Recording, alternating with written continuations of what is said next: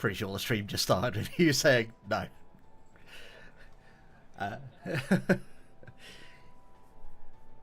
Would you mind just sharing us and then? Okay then. Okay.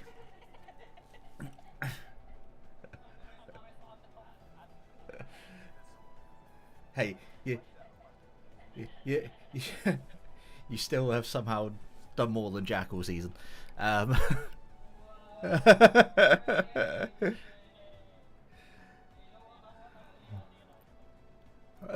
you've done more than Jack all season.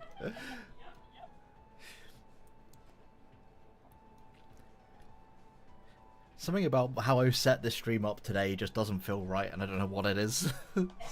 Something is not in the right place, but I can't put my finger on it.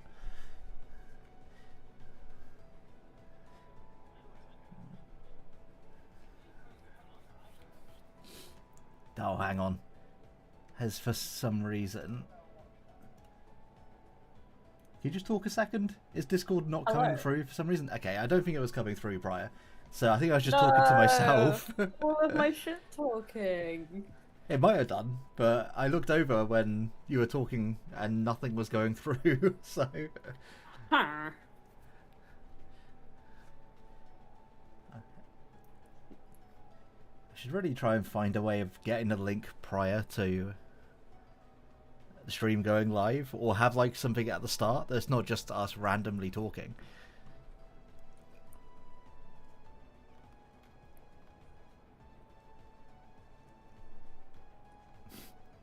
You looking for suggestions? Yes, no, I would just. Or was that just like? It was a general statement.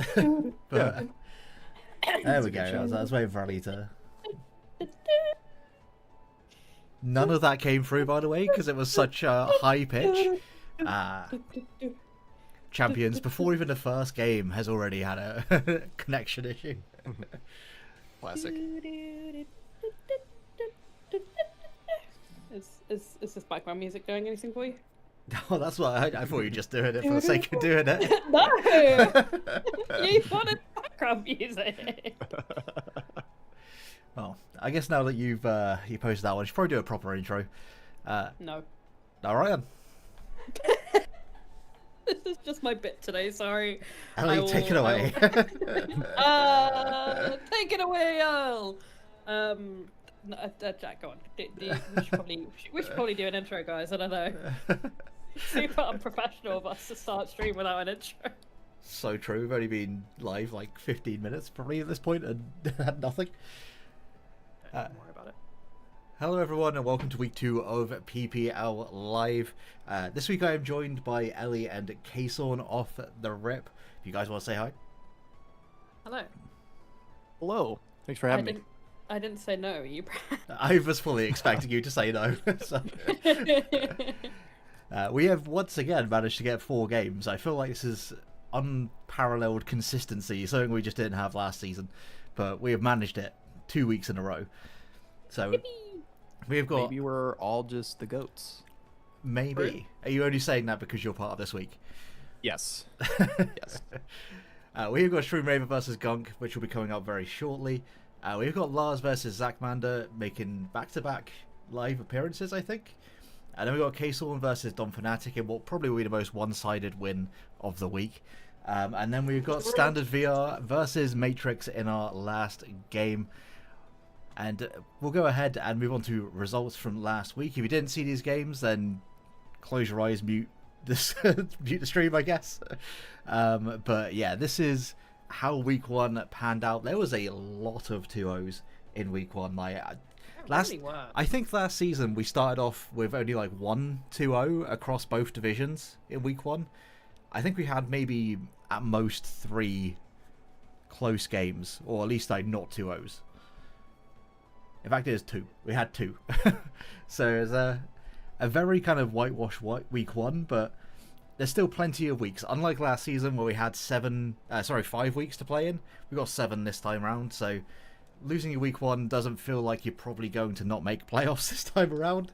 That was very stressful, in fact, last season going 0-1. But unfortunately, it wasn't on stream, but shout out to Matt. Him and I were the only ones in the EELEVATE division who didn't do a 2-0 game, and we went to all 3 games. So so I won, and I'm in 6th. So I was like, oh, okay, I see how it is. All right. It feels kind of bad, but also not that bad because you still won. It's okay. Yeah, it's fine. And I mean, good segue into the league table. We'll have a look at that, and they're literally 5 teams at the top. Nothing to separate them because they are all 1-0 plus 2, including basically all of the casting crew apart from myself in EELEVATE being in that top 6. You So want to talk about that? I got my ass handed to me. What can I say? Well, I'll say It that do be like that sometimes. it do be a double burn on one turn that means I can't kill anything. Yeah, that was a little tough. quite the egregious game. I do remember that now. That does ring a bell. Yeah. But game 1, I will admit, I just got absolutely slaughtered, and that was how I expected that game to go because I did not enjoy my team or the matchup in that one, and Dave is a very good player, so. Yeah, he's in first place. He's clearly best. Sorry, I had a cough just creep up on me. Unacceptable. Can you not do human functions, please? I do apologise. I will never cough ever again. Thank you. That's really considerate of you. I really appreciate that. I don't know what's wrong with my energy today, but it's not it. Like the cat is out to play, I guess, today. Oh dear me. I guess so, but I mean, with week 1, it's very difficult to take anything away from these standings. It's not until maybe like week 3 or 4 that we'll actually start seeing like people actually booking their places into playoffs, or at least making it look like they're going to. So a win on week 1, always nice, but losing is not the end of the world. And with our games for this week, I'm not going to go through all of them because I'm already coughing, and I feel like if I try and go through all of these one by one, I will have a massive coughing fit. But there are some big games this week, I feel. Myself versus Ellie is always a banger. Oh, yeah. And, Yeah, it should be a good one. first time we faced off playing VGC, I have very little hope, I feel like, in that game. But You'll be fine. Don't worry. you about never it. know. Obviously, on the stream tonight, it's going to be Dom Fnatic versus K-Sorn. They will actually be commentating the game prior to their match. Jack has guaranteed some shit talking, so Love I just that. hope he shows up for the match. I just hope he doesn't yeah, that's, cancel at the last minute or something. So that's John true. Fnatic. There's a very good chance that he will. You probably ask where the code is for the room as well, despite being here for like 8 weeks. Is there any other games in this week 2 that are really standing out to you? I mean, His Gun first one. versus Shroom. Yeah, I was Yeah, gonna his say first Gun one was versus brilliant. Shroom could be an absolute banger. Yeah. You know, 2 very high caliber players. Gunk is also very creative with her building. Shroom is also can be, you know, he can be a bit unorthodox at times as well. So I always look forward to like creative builders like when they play games. So it's going to be exciting to watch. for sure. Yeah, and also Gunk, for those who don't know, came off of a day 2 at NAIC. Well, it's probably actually a few weeks ago now. It feels like it was only yesterday, but No, it's crazy. yeah, she managed to make day 2. I think went 7-2 on the first day or something like that, which is Crazy work. crazy. Yeah, and I mean, if anybody in this division has got like some credentials in actual VGC now, it is going to be her. So It is Gunk, yeah. yeah. Very Yeah. impressive to date. It was her first regional, I believe, as well, and you know, It to was. date, like such an incredible and like impressive performance. So, yeah, really excited to see her perform this season as well and see how she does. But yeah, I think did she win her week 1? I believe she did. Yeah. I believe Yeah, so. well there you go. Off to a good start. Maybe she can continue that momentum versus Shroom in a short moment. But I think another game that definitely should be checked out is going to be Pup versus Nova. I don't know if it's spoilers, but in another league they are playing in finals. So you've got a finals level matchup happening in week 2. I believe they play each other for both games on the same day, so that should be very interesting. which game do you think will be played first, the week 2 or the final game? I feel like you get the week 2 game done first, and then you kind of warmed up for the final. No, I don't agree, because if you lose the week 2 game going into the final, you think, ah, shit, I could have played so much better, and then, like, you know, like, what if you play the finals game first, and then, you know, you get that win, it's like, yeah, let's freaking go, and then you're pumped for the second game. That's true. I don't know. I think personally I would just go, okay, let's get the less important game out of the way first. Oh, and then, this is PPL. I mean, in terms of like finals versus a week 2, I'm not... Yeah, you tell him, Casel. Yeah, let him know. I can sit in here and argue week 2 PPL is just as important. You flatter me far too much. But I think our coaches are almost ready, so we'll go ahead and we'll move over to the matchup, and I'll let you guys take it away. Go. Ellie is Bad time to downstairs. Well, Winston needed to pee, so I'm gonna come That's okay. back I can start things off if you want.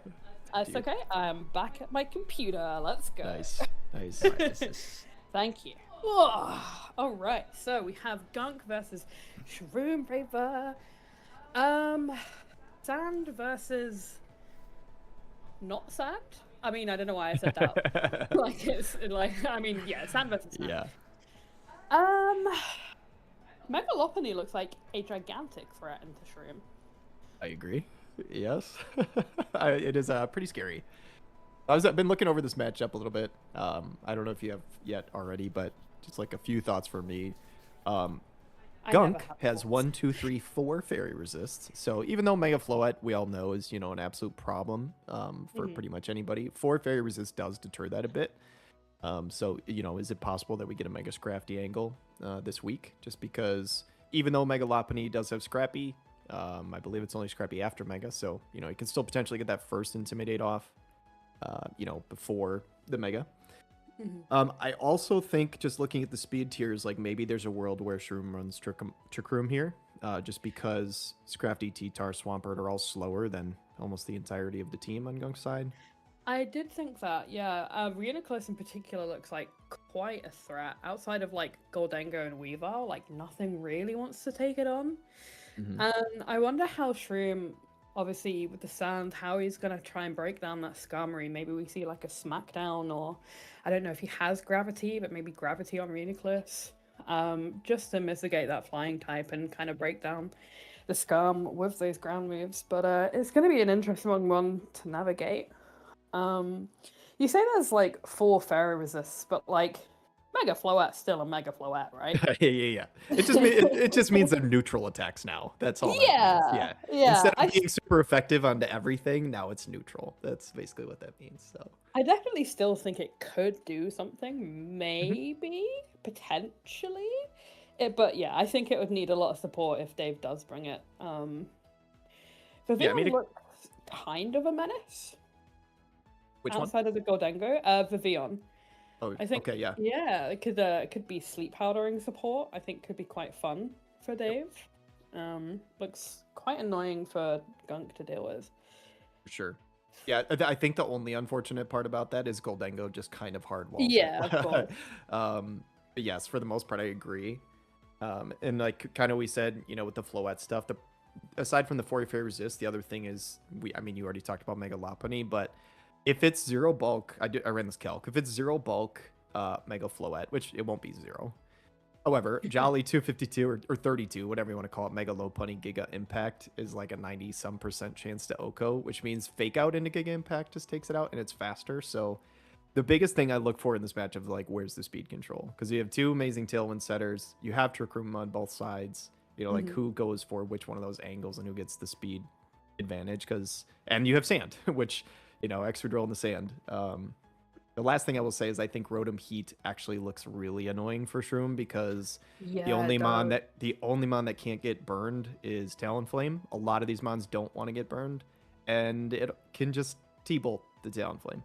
So I could see Rotom Heat being a huge issue here. Yeah, I gotta agree with that. Like, pretty much unresisted stabs, and for those that do resist, obviously, you've got the threat of Willow, you've got the threat of Volt Switch as well, repositioning into the Slowking, for example. I think between, you know, the Tailwind from Gunk's side and also possibly even Trick Room or the Chili Reception on Slowking. I don't think Sand is too likely from Shroom, to be honest. So I'm going to be interested. I want to see what Heliolisk does here, because maybe, I don't know if it still learns Weather Ball, but if we see Gunk bring the Chili Reception, maybe we see a Weather Ball from the Heliolisk absolutely murder the Garchomp. I think that could be fun. That would be very cool. And that is a heck of a read from Shroom if he's predicting that they're gonna set snow and he's gonna weather ball. But I've seen this man cook before. Who knows? Oh, absolutely. Which, you know, he could still bring weather ball anyway, right? Just because, you know, be able to hit super effectively in a Rotom or something with sand. So that does actually make a lot of sense too. Well, we're about to find out as we head into game 1 here, Shroom versus Gunk. And as we see, he actually doesn't bring the sand. He does bring the Heliolisk, but there's no Slowking, so no Weather Ball shenanigans today. Unless it's manual weather, question mark? We'll have to see. I'm going to be so real. What's on the screen? I did not expect a lot of this. I thought Rotom Heat was a guarantee bring here. I thought it was Rotom so is good. Crazy. No Mega Scrafty. It is the Floette. Yeah, wild. I'm a little curious too to see, like, is this special Talonflame rather than physical? Maybe to try and deal with the Skarmory as well, like just one more threat into that. I think Yeah, Willow. I think same kind of premise for Shroom side as well. Like Willow, Talonflame looks kind of annoying for Gunk to deal with. It. Like outside of Glamora, nothing really wants to take on the Talonflame. It's pretty much super effective versus everything, but the Glim and the Chomp. And Chomp doesn't really want to get Willowed, so could be an important piece for Dave here this week. Yeah, that's a great shout. Even with the Gale Wings to be able to just nuke that Mega Lopunny too. So yeah, absolutely crazy. This matchup will be interesting. Not what I expected, but I'm kind of happy about that. See what kind of curveballs they have for us. So does anything on Dave's side get Quick Guard? Because I can envision a turn where he goes for Quick Guard and then just murders the Megalop, which could be interesting. But yes, Talonflame does for sure. I'm not entirely sure about Scrafty, but I know Talonflame for sure gets Quick Guard. All right, so here we are heading into the game. Gunk leads with double steel type. Skarmory, Goldengo lead into the Pontiac and Wumbo. Cool, guys, that is a large lad.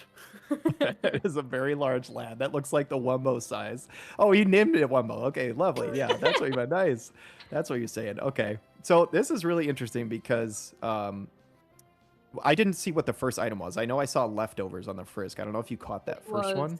It was Choice Scarf. So Choice Scarf Goldengo. Immediately getting that information on turn 1 is so nice for Dave. So really, really nice use of Frisk there to scout that information out. Does Gourgeist have Protect here? Is kind of one of my questions here, right? If you're able to protect or swap into something that can potentially take a hit, maybe a Heliolisk in the back takes whatever that Goldengo wants to go for. This Talonflame does pressure really hard. It is the Protect, which if Talonflame just has like a spread Heat Wave here, I mean, this is insane. Oh, but Skarmory goes for the Feint, but into the Talonflame, predicting a Protect on the Talonflame, but Dave is going to go straight for that Flare into the Skarmory. He's going to take a buttload of recoil. Is Goldengo going to try and take this out with a Power Gem? There's the Power Gem, but there's the Charsey Berry. Can it hang on? Heck of a read by Gunk. Super well played, because this Gourgeist was really threatened by both of these Mons. So the read to just call out, like, nope, you're just going to protect. Because with the Scarf being on Goldengo, I mean, like, going for a Trick Room here could have been, potentially bad. Although you do still have a fast Talonflame still sitting there. But, yeah, huge turn there.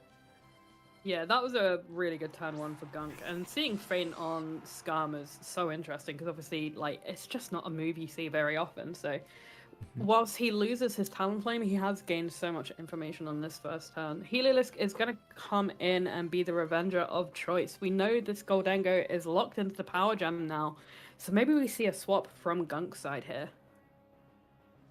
Yeah, for sure. I don't think you want to stay in here with Power Gem. I think Goldengo is just way too good of a Pokemon to, risk staying in here, so it is going to be that swap, like you said. Into the Whimsicott. Whimsicott is here to play. And Skarm is just going to go for the safe Protect, making sure to, cover any weaknesses. As Electroweb's going to come out from the Heliolisk. I'm very curious to know now if this is Choice Scarf Heliolisk, or if it is just Electroweb for speed control. Goes It for could very well be. Poltergeist. Dave getting so much information out of this, out of this little. I say Yeah. little pumpkin. It's definitely not little. Goodness gracious. I absolutely adore Gorgeist. I think this It's mon is such so a slept cool on. mod. Yeah. It's such a cool mod. I wish it was used more. So Whimsicott not looking like the best spot right now, and Skarmory is also kind of threatened by the Heliolisk on the field. So, you know, you've got to kind of sacrifice them on here from Gunk's side, because you got the. I mean, Shadow Sneak might be enough to pick off the Whimsicott, but it's just going to up to Tailwind here. Yeah, I mean, oh, goes for the body press. Whoa. Wow. So it looks like it's Focus Sash, not Choice Scarf. So that is good information for us now to know what Heliolisk has got going on. Living on the Sash could be pretty huge, though, if they're able to just take out the Skarmory. Do we see a potential Trick Room come out here from Dave's side? That would be The massive. Calling big out the crit. Tailwind into Trick Room. Whimsicott's going to go down to a critical hit, and do we see Trick Room? Let's see. It's going to be Poltergeist. That is on Fortnite. So it's a double down for Gunk. And obviously she's got the Goldango in the back. That's a super speedy Goldango under Tailwind and Trick Room. Tailwind and Trick Room? Tailwind and Choice Scarf. That's the fastest Goldango in the West. Yeah. Usain Bolt out here. What is he going to go for, though? Can he lock himself in? Because he cannot... I mean, he's never going to be able to switch moves the rest of the game. He's locked into whatever it is. So if you lock into something like Shadow Ball, depending on what's, in the back, I think you probably want to be able to click, like, Make It Rain. But you're going to drop yourself so much, not be able to kill what I think is likely a Floette in the back. I think Dave's actually still in a decent spot here, even though there is the Tailwind. And if they are able to somehow get a Trick Room up, I mean, this could be, just GG, I think. Yeah, I do think Shadow Ball is likely from the Dengo. Like you say, like, locking yourself into Make It Rain now, like, there's so many downsides. Obviously, the Spatak drop, but you can miss as well, which is never something you want in VGC. So just kind of limiting that RNG as much as possible. But with the threat of Tailwind, I think she's fairly free to just kind of click Stomping Tantrum here. Garchomp is going to click the Mega Evolution. Of course, look at that beefy lad. That is a spiky boy. And what do we see come out here from the Chomp? So it's not Cassib Berry, which means the Shadow Ball is going to do an absolute ton of damage. Is it Citrus? It is not, which means it's going to drop to the double up. That is pretty massive. This poor Heliolisk is just here doing his best. He's got... That does over half the Mega Chomp. We love to see non-stab dragon coverage. I've never seen that animation before. That's such a cool animation. It was kind of goofy. Can we also see the quick attack from the Heliolisk here? I don't know if we will. But it's actually going to be Excadrill, and as the last slot, which is, in normal circumstances, if it was Choice Scarf, it may have been fine, but that Tailwind is really going to come back to bite Dave, I think. I don't think there's much he can do here outside of maybe a double protect. Yeah, it's going to be pretty rough. I mean, I guess you could be like Shukaberry on Excadrill. I guess maybe the only other out is like if somehow... I don't know. Excadrill, I think, would have to like live a double up here or something. I guess it could protect, and then the Shadow Ball can only go into Excadrill. Ally Switch. I did not know this mon got this move. I also did not know that this got Ally Hold Switch. up. Shadow Ball is going to do nothing. That's actually so sick. If this is Shukaberry Excadrill, it lives and hits. Uh-oh. It is not Shukaberry Excadrill. I was so excited for a second. That is a crit. I wonder... Oh, no. I mean, is there any world that lives at that? Mega Garchomp's attack stat is insane. I have to imagine that just one hit KOs. I don't know the... You would think calcs. so. Without the Shukaberry, yeah. I mean, it's what, base 180? Crazy attack stat, but... Man, it would have been interesting to see if it wasn't, what the role is without the crit. He's going to go for the protect. I respect it. You know what, actually? The Goldango's locked in. Dragon Pulse is a 2-hit KO. The Tailwind's about to end. Hold up. That ally switch may have saved Dave the game here. No, you're 100% right. You're cooking here. If Heliolisk is faster, which I assume it is, this could be game over. Come on, No Heliolisk! shot. Let's see an unstabbed dragon coverage kill here. I want to see it. I think the whole stream wants to see it. Oh, boo. I mean, this doesn't change anything, though, right? Like, No, Gunk is delaying the inevitable, which you know Yeah. I respect. She's thinking for her adjustments game 2 if Dave does pull it out here. But insane utility from this Heliolisk here in this game 1. Never say never. I am stunned. I can't believe it. Are we gonna Oh my see? gosh, it's faster. And that's a KO, baby. But how much PP does Shadow Ball have? And are we gonna see a struggle kill?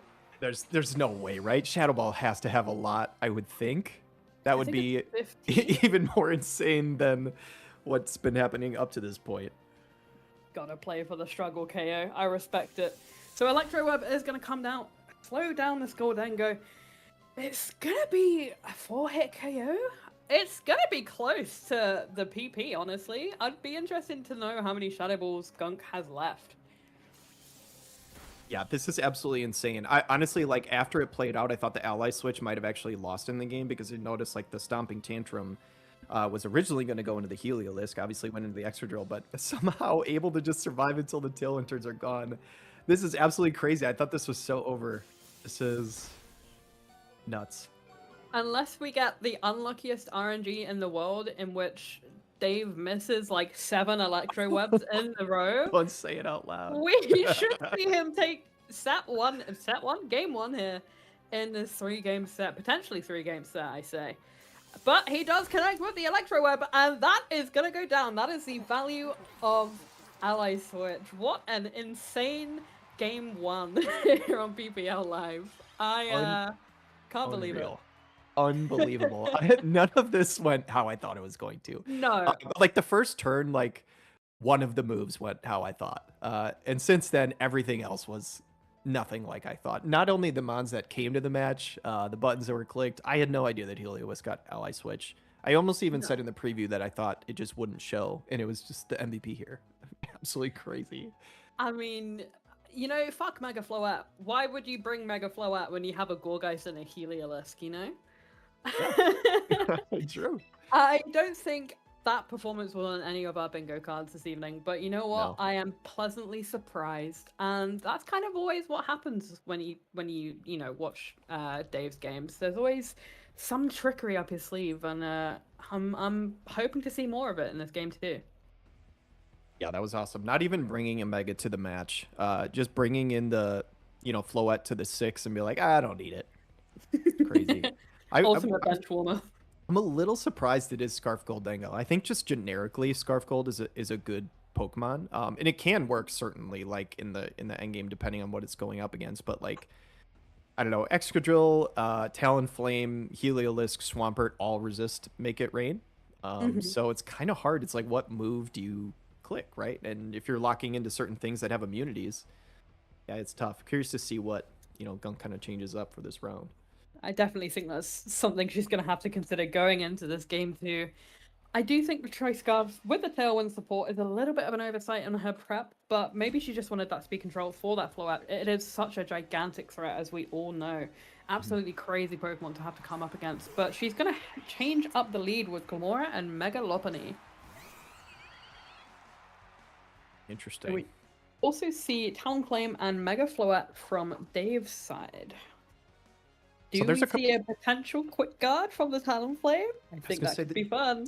Yeah, this is an interesting look because obviously Glamora threatens Talonflame. Talonflame with the priority threatens Lopunny. Lopunny could just fake out the Talonflame. However, if there is quick guard, I mean, that just changes everything because that Moonblast or Dazzling Gleam or whatever is going to one-shot the Lopunny. So a lot of interesting questions here to see what they click. If we knew the full sets, it'd be a little easier, but this could go any number of ways. I think it's a dangerous turn for, both players. We saw the Chardy Berry come into play game 1 on Dave's side, so maybe it's EV to live an attack from Glamora, but can it live both from Lopunny and the Glamora? We'll see here, as both Megas are going to be popped on this turn 1. Lopunny looking like a You know what? I'm just not going to finish that sentence. Are we going to see the fake out? Or are we going to see the quick guard? Let's see. It's actually going to be Protect come out. Okay. Double Protect. Fair enough. Both players recognizing, the threat on the other side. Gets the Tailwind off, which is pretty huge. Like you said, now I think we're about to probably find out whether it lives a Power Gem. Only one way to find out, yeah. No, Oh, not a not chance. quite. Yeah. Is it a critical hit? I don't know if... Nope. I don't think it needed it. Yeah, Glamora No. is built a little different. It's still a super effective hit. Still 2 times. That really doesn't surprise me. But this, depending on what the other Pokemon is that comes in, like if it's something like Excadrill or Swampert, that works just as well. Gunk is now kind of under the gun here because unless she can get a Tailwind up later to match it, I mean, Floette and Swampert pressure so hard here. Yeah, I think this is a free Gleam for Dave, and obviously just a stomping tantrum into this Glamora here. You'd think the Glamora's potentially Focus Sash. Maybe you'd want to double into it this turn, especially with the fact that it threatens Mega Floette the most. But we're going to see a withdraw here, repositioning herself into the Skarmory slot. Did we see a double? We do see a double out. So she's This revealed is all Wims. of her mons. Yeah, she's revealed all of her mons here. Revealed all 4 mons, but I think this is the best play she could have possibly made. If Whimsicott can survive this ground type attack, it's a Wave Crash. Oh my god, the Wow. Whimsicott is gonna go down! Swampert is not holding back. Whimsicott down, which means no Tailwind support for the Gunk side, unless Skarmory is also packing the Tailwind for her, but it's not looking great. You know, Mega Floette is online, it's here, it's ready to take names. You know, we said she's got 4 resists to the Fairy, but I just don't think it's gonna be enough. Yeah, it's tough. I mean, this turn specifically gets a little harder for Dave because with 2 turns of Tailwind up, there is fake out pressure from the side of Lopunny, right? So you can potentially get fake out, and if Skarmory is also holding Tailwind, then this game could potentially turn on this head a little bit. Like, it looked super advantageous for him, but having fake out pressure here can change things up. We'll see. We could see a potential setup opportunity for, you know, for Gunk side here. Calls the Protect on a Floette beautifully and fakes out the Swampert.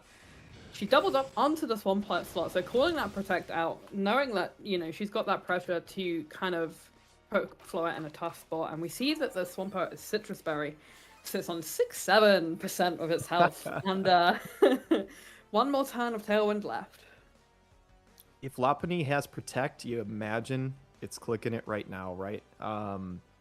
If it doesn't, this could be really, really dangerous. But if it does, we get back to normal speed control and Lopunny outspeeds Floette.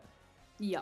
So we'll see. We did see Protect on it early on the match, I do believe. Okay. So it could be a double Protect. Have we seen Protect on the Skarm? I'm not sure, but it could be a double Protect here. She also could have fainted the what's it called? Because she has Feint on the Skarmory. Yeah. She could have Feint last turn into the Floette.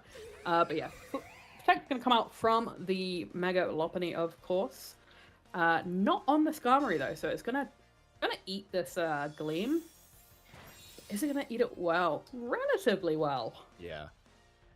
Yeah, that did really not much damage. I believe it should leave this Wave Crash as well, yeah. I mean, just the Fizz Def naturally of Skarmory putting in work here.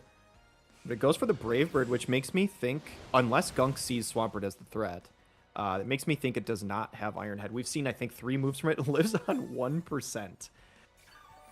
Is that good for her? I don't know if that. I was gonna say I don't know if that living there is gonna be good because now this now this Lopunny has to decide what it wants to kind of attack. You know, you've got a Floette at full HP in front of you.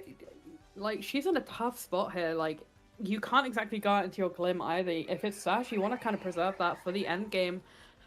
Her living that recall is actually, I think that's pretty bad for her because now, Swampert outspeeds the Skarmory, so it's gonna be tough. But it has Protect, so Okay. it's safe for another turn. So we've seen all 4 moves from the Skarm then. It's got Feint, Protect, Body Press, Brave Bird. So there's obviously no Tailwind, no setup or anything like that. It's just here to click buttons and, you know, deny that Protect from the other side.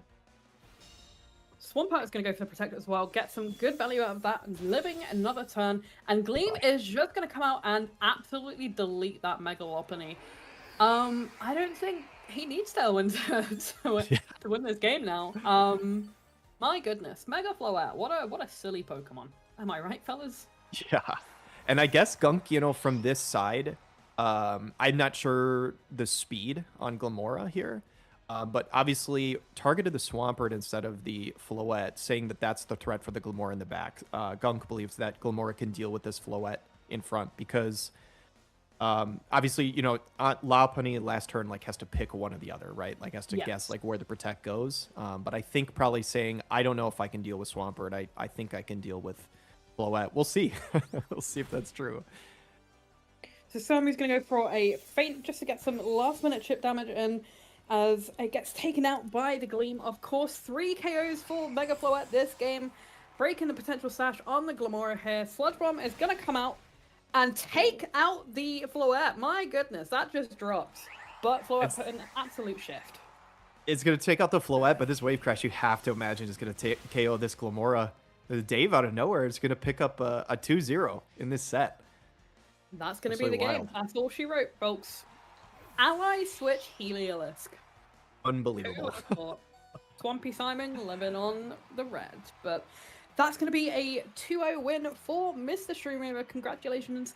Commiserations for Gunk. But yeah, really impressive performance from Dave there. Game 1 was just kind of a crazy ending. And Game 2 was just Mega Floette go burr.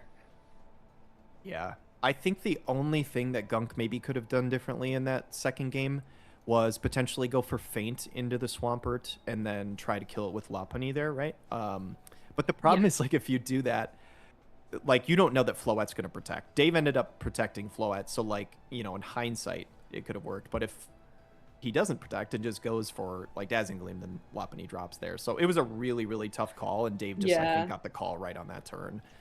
So I don't know if a true 50-50, but, you know, something like that. So yeah, really difficult call to make in that kind of scenario, but just really impressive performance from Dave. And we love a little low tier shenanigans and low tiers popping off. So unstabbed dragon coverage kill. Shout out to Heliolisk. What a go. But yeah, really fun step. Yeah, props to Shroom for that. Picking up a 2-0 win in this matchup, I'll be honest, I thought Gunk's team actually looked pretty good into Shroom. He did not bring things that I expected at all. I'm going to guess Gunk probably also thought he brought stuff that she didn't expect. You know, don't know that for sure, but to be able to pull that off, the game 1 game was just insane. It just pulled it out of literally nowhere. The game 2, I think was just a clean, you know, good game where he just, I think, outplayed, but yeah, nuts. I mean, just reading, I was gonna say, I'm just reading the post-game chat here. I think Gunk messed up her speed EVs on her Goldengo, which meant the Talonflame still outsped despite it being choice scarfed. So I think she's kicking herself a little bit there. Yeah, that's definitely unfortunate. But once again, Mega Floette is stupid. What resist do you actually have to this Pokemon? Because they're not actually gonna work. Like it doesn't seem to matter if you've got resists. You just click the buttons and things die. But also Swampert MVP, I think now 2 weeks in a row. That mon was doing so much work in that second game. It really was, yeah. And of course, played, Dave. The Heliolisk in that game 1, the ally switch, which looked like it may have been a bit of a fumble, was actually just the perfect play. Yeah, actually unreal value from Heliolisk in that game 1. Shroom, how are you feeling about it? Welcome. Oh, that was tough, wasn't it? Yeah, that certainly wasn't easy. No, it was not. I mean, you guys know I didn't like this matchup going into it. And like, I love playing Gunk, but I hate playing Gunk. Oh, I know exactly what you mean. She's so good. No, I know the feeling. She's so good at the game. She's genuinely just really good at the game. You can never fully anticipate what she's gonna do, and like everything she seems to bring. Like there was some surprises on there that I was, and yes, Swampert in game 2 was. It always seems to be the one. Like he's the guy so far for the first 2 that I've been able to reliably go, okay, I can bring you to game 2. You're gonna do something. Yeah, I mean, Swampert's kind of one of those mons that'll like kind of at least go 1-for-1 in every matchup. Like it'll always trade. It's a really strong mon, and it's been fun seeing such good use out of it as well. So I'm happy to have got it. Trim, I have to ask you. Go on, Kason. Sorry. I was just going to ask you on game 1. Was your plan to ally switch and then like you knew you were just waiting out Tailwind turns, or did you think there was a world where like Excadrill lived like a different hit you were trying to KO with Excadrill? Like which? In in practice, it was the first one. In theory, Mhm. I was like, she went for Dragon Claw last time. If she goes for Dragon Claw again, then Excadrill is fine. The main thing was I was fairly confident. Obviously, Goldengo I knew from underappreciated Magic Man Gorgeist was scarfed in the first game, so I knew it was scarfed. As soon as he went for Shadow Ball, I was like, okay, it has to hard target Excadrill. So ally switch at least. I checked the turns at that point, and I thought, oh, I've messed this up because there's 2 turns of Tailwind left. And then I looked at ally switch, and I was like, okay, she has to hard target into Excadrill with Shadow Ball. I ally switch over, I know I have Protect, and then it just comes down to whether I can take out the Mega Chomp, which unstab Dragon coverage, go for Dragon Pulse, let's go. Fucking absolutely. I'm so happy Unstable Dragon coverage got a kill. Fair play. Name a better duet, PPL and Crazy Ally Switch plays. So This might top all of them though, honestly. Like, we've seen some crazy ones, but this was unbelievable. Ellie called it before I did. I was like, my brain wasn't big enough to even comprehend what just happened. I actually thought for a second you threw, and then she's like, no, actually, like, he just won the game off that. I'm like, oh my god, it was crazy. And I mean, it would be wrong of me to say that I was hoping for the Dragon Claw into that left slot, and then she went for Stomping Tantrum. I think I vocalized saying like, oh yeah, it's a ground type. Yeah. Yeah, I guess that's a thing too. It's okay. In the next regulation, it might not be a ground type. So true. Yeah, Fact. absolutely. It's probably But, bad, yeah. but No, always a pleasure to play against Gunk. Absolutely. And like you say, she's been pretty dominant in Champions Draft League so far. This won't set her back. It won't set her back at all. Like, she's gonna just come back stronger. And whoever's playing her week 3, I pity, because I think she's gonna be out for blood. Oh yeah. oh, it's probably me then. Just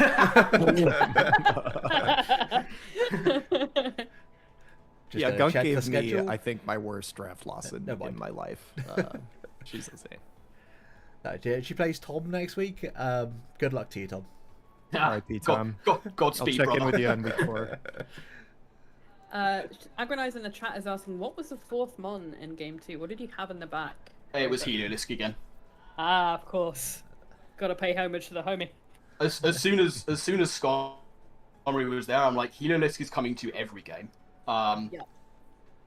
But I think it also meant that if Swampert hadn't been able to take out Glim from there, then I think Toxic Spikes would have gone up, but they'll only activate afterwards, so my Sash would, I think, have still been intact. I think it would be an interesting endgame had Gunk gone for the feint into your Swampert just to guarantee the KO and close combat take out Swampert, because it would have left her in a position where she had Glamora probably against a Mega Floette and a Heliolisk. Dare I say that it probably OKOs both, or at least comes close. Easily. And Yeah, I don't for think it's going to sure, take for too much damage from either Mon particularly. And depending And on whether neither or of not them you have had a any psychic bulk. move. So Neither of them had any yeah, bulk in them. it could have come down to a very, very close endgame had she made that call.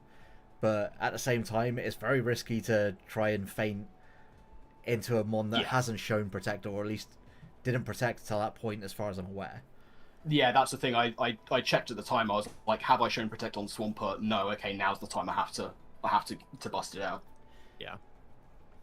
And yeah, I was listening into the stream just before the start of the battle just to get an idea of how ready everyone was, and definitely overheard Kason saying like, Giga Impact can like KO into the Floette if it's no bulk. It won't be no bulk though. It sure as heck was no bulk.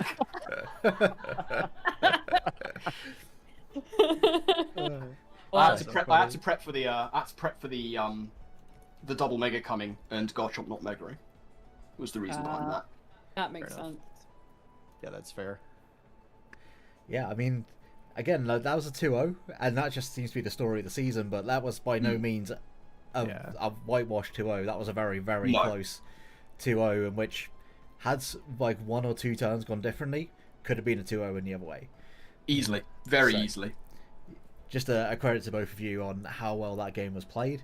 I know that Gunk's going to beat herself up over it, but we've all been there. Yeah. She'll come back yeah, we stronger. definitely. Yeah. Yeah, we will. it's understandable to do that. Like Gunk is one of the people who sets a very high standard for herself, but very legitimately because she is a very high standard and caliber of player.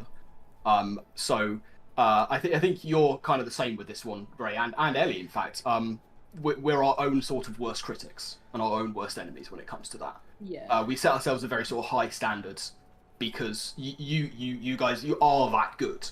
On our days, maybe. On your VGC. days, sure. Everyone has their off days. But yeah, I mean, I set myself quite a high standard. I know K-Sawn does as well. I think we're all kind of there where we set ourselves a high standard, and when something goes wrong that we could have prevented, then we're going to be our worst enemy. We're going to kick ourselves. We're going to get down about it, understandably so. But you know, this won't hold Gunk back. She's going to come back harder, better, faster, and indeed stronger. All right. Let's relax. Sorry, that was just Okay, my attempt to get you demonetized. Thank you. I didn't want the 10p from the stream anyway. Like, it's fine. Can't even buy a credit with that. That's True. Probably can't even get a penny Well, sweep from that anymore. No, inflation. It's all over the place. I'm going to go get that cup of tea now because I know Yes. I'm not on comms for the next game, but I shall return. So yes. Oh, well, you know what? Fair play. It'll be with you in 3 to 5 working days. Thanks, man. And Yeah, you're welcome. That's how Dibs is. and since nobody works here, it will never arrive. True. Facts. It will forever be in the ether. Well, we'll play to you, Dave, Right. and we'll see you on commentary very much. in a bit. Indeed. Have a good game too, everybody. And now we're just waiting on the John Fanatic to finally join call because we are moving into our game 2. And I don't think that any particularly wants to cast 2 back-to-back, if you can help it. But I mean, I can.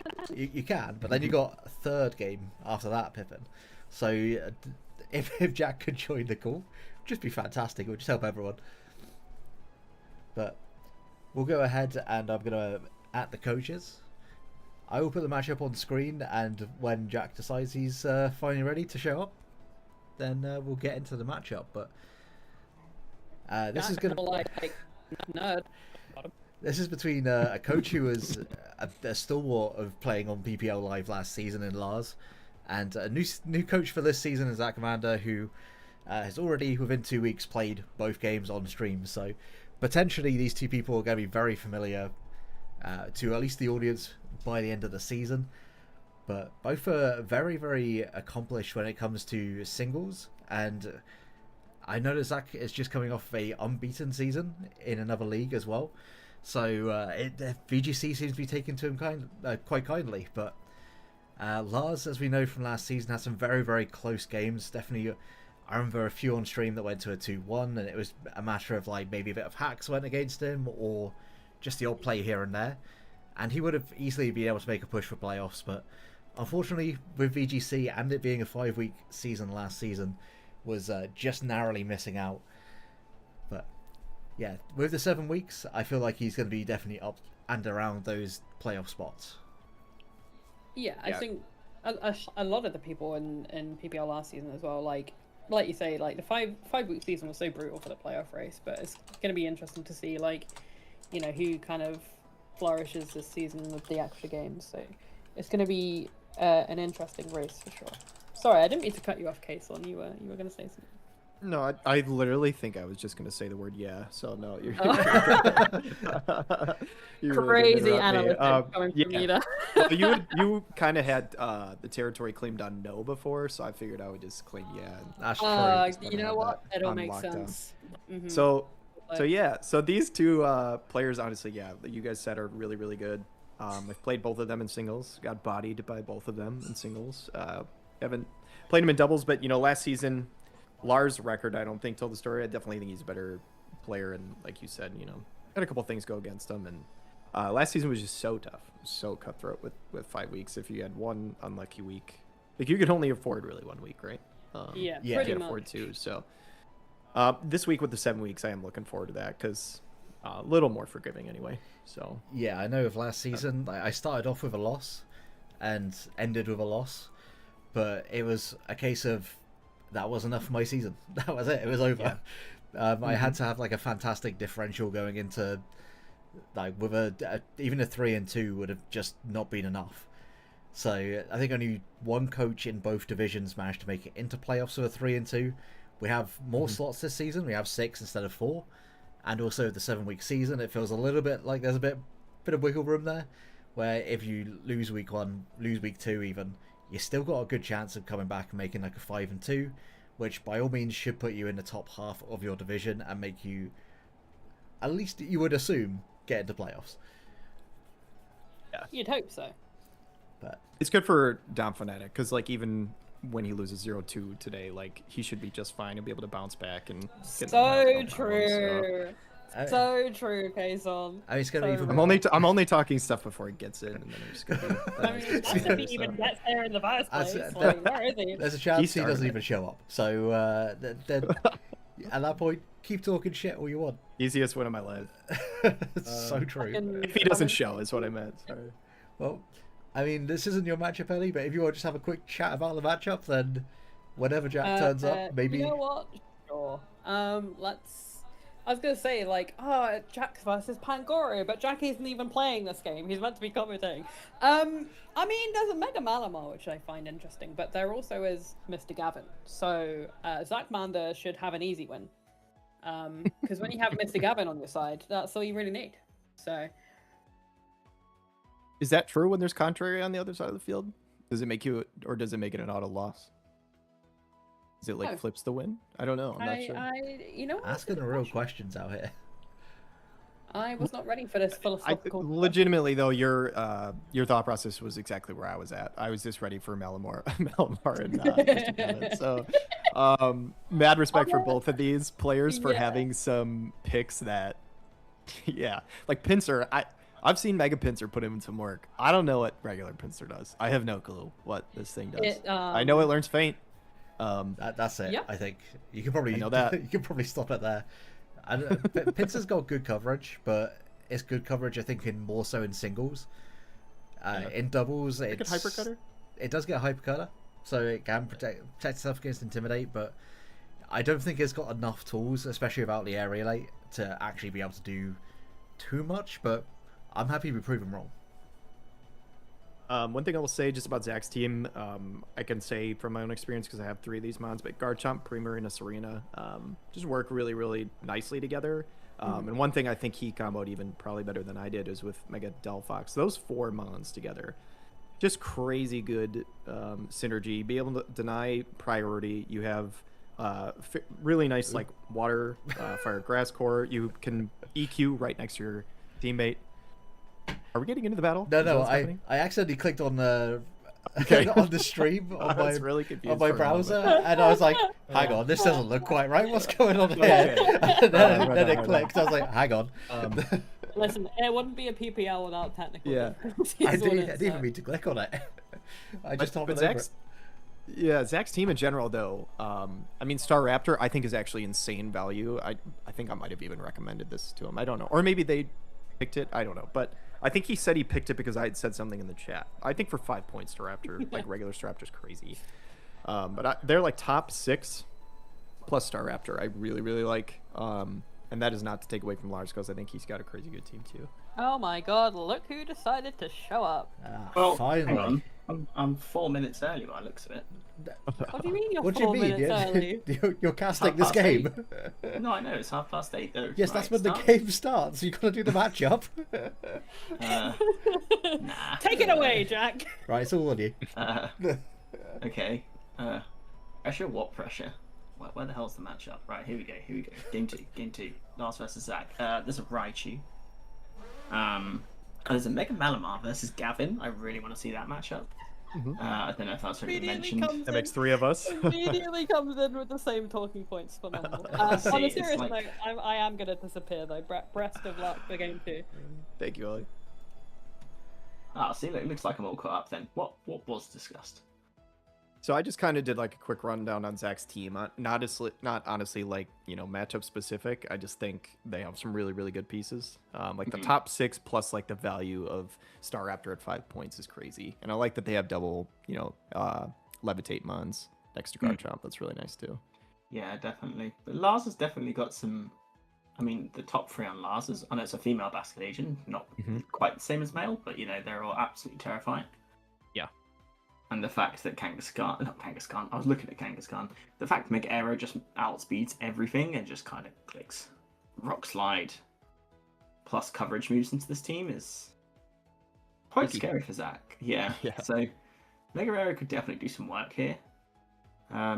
I'm looking over at Lars's team, and I think they're going to struggle a bit into the Aegislash. I don't know if that was picked up or mentioned, but I hope that does mean we see Diggersby, because Diggersby, though. Because be fun. Diggersby, valid. Yeah, because Diggersby. I could definitely see Staraptor showing up here just because there is a pretty physical team on Lars's side. I mean, you can run like special Arcanine, like that's not that crazy. Basket Legion female obviously could be special. That is one of those mods where you can honestly go either way. Like it's more specially based, but Last Respects is so broken. I think I pointed this out in Discord one day, but like Adamant, Basket Legion female max attack is like 4 points lower than Jolly Basket Legion male max attack. So, if you've seen Jolly Scarf on ladder, Adamant female does the same thing. It's just a little slower, obviously, but Does it get Wave Crash too, or is that just male that gets Wave Crash? yeah, I think they get all the same moves. I'm pretty sure. I could be mistaken on that, but they do. It does get Wave Crash in Last Respects for sure. Because obviously the plus side of female is it can take advantage of Shadow Ball a bit better, but also Muddy Water. We see the Mega Malamar. Oh my god! Go. There's no Mr. Rhyme. So my bias is, obviously skewing towards the Mega Malamar side because there's no Mr. Gavin, but seeing the Mega Eel is actually really, really cool too. So two, this is interesting, Megas right? we don't see often is sweet.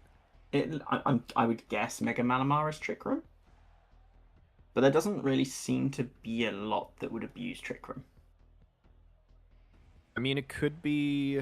Yeah, I'm trying to think of like any moves that somebody on the same side can give it. Like are there any like fake tears or like scary face stuff, anything like that could show up on this side? What's interesting though, right? Do you think would it get a defense boost if it attacks into the Aegislash? Probably. I think that makes sense actually. That's probably true.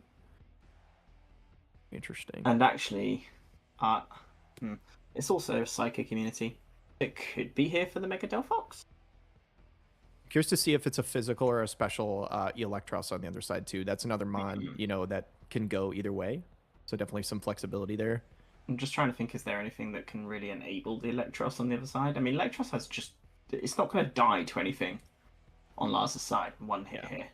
One thing I will say is there is no ghost resist for the Basket Legion female. So if it is Scarf, we're able to get speed control late game, whether it's Shadow Ball, whether it's Last Respects, that thing can click buttons pretty well. Obviously, there's Shadow Sneak, that you have to worry about a little bit from the Aegislash on the other side, but we'll see how that goes. Yeah, for sure. So we see the Sneasler and the Arrow. I mean, I guess it entirely depends if this thing is running Ice Fang. Yeah. So Garchomp should live in Ice Fang from even with Unnerve, unless it megas. If it megas, it can absolutely kill. But then if it has Yachi, then it still lives. So depends on if it has Yachi Berry, depends on if it megas. But obviously, Fake Out Pressure is still here for Sneasler. Can pretty freely click that. But if you don't Fake Out the Garchomp, EQ, could certainly just rock the Sneasler's world. So, yeah, for sure. But I wouldn't be surprised if we see like a Sash Sneasler that you see everyone on ladder. And I think Electros is probably the better of the two to fake out here, as it's definitely the one that poses the most immediate threat to you. And I guess you don't really want it snowballing that Beast Boost effect as part of a EELEVATE too quickly, otherwise it will just get out of control. We do see it protects though into the fake out, so we kind of expected that. So I guess it comes down to whether this guy's Fang. It's Scarfed Garchomp. And it's Shuka. Does it still live this? Does it have bulk? Yeah, I feel like that probably has to have some bulk, right? Maybe not. Probably. It's only 75 BP, but... And we don't see the Ice Fang. We see Rock Slide. Yeah. Which is interesting, because that's not really going to do a huge amount to Garchomp. This also shows that it is Scarf Garchomp, right? It acted before the arrow. Yeah. So and it can't touch the arrow. Yeah. So I wonder if we'll see like a double up into the Electros slot, because Garchomp can't touch Aerodactyl. Well, the problem with the double up is Sneasler's going to be slower, right? Well, no, it depends if it's on Burden, because it has eaten the berry. Oh, yeah, you're right. So it Unburdened should makes be sense. faster. Which, yeah, it probably should be. So, yeah, you're right. It could be a double up. Obviously, the Protect already being burned. This thing is very vulnerable.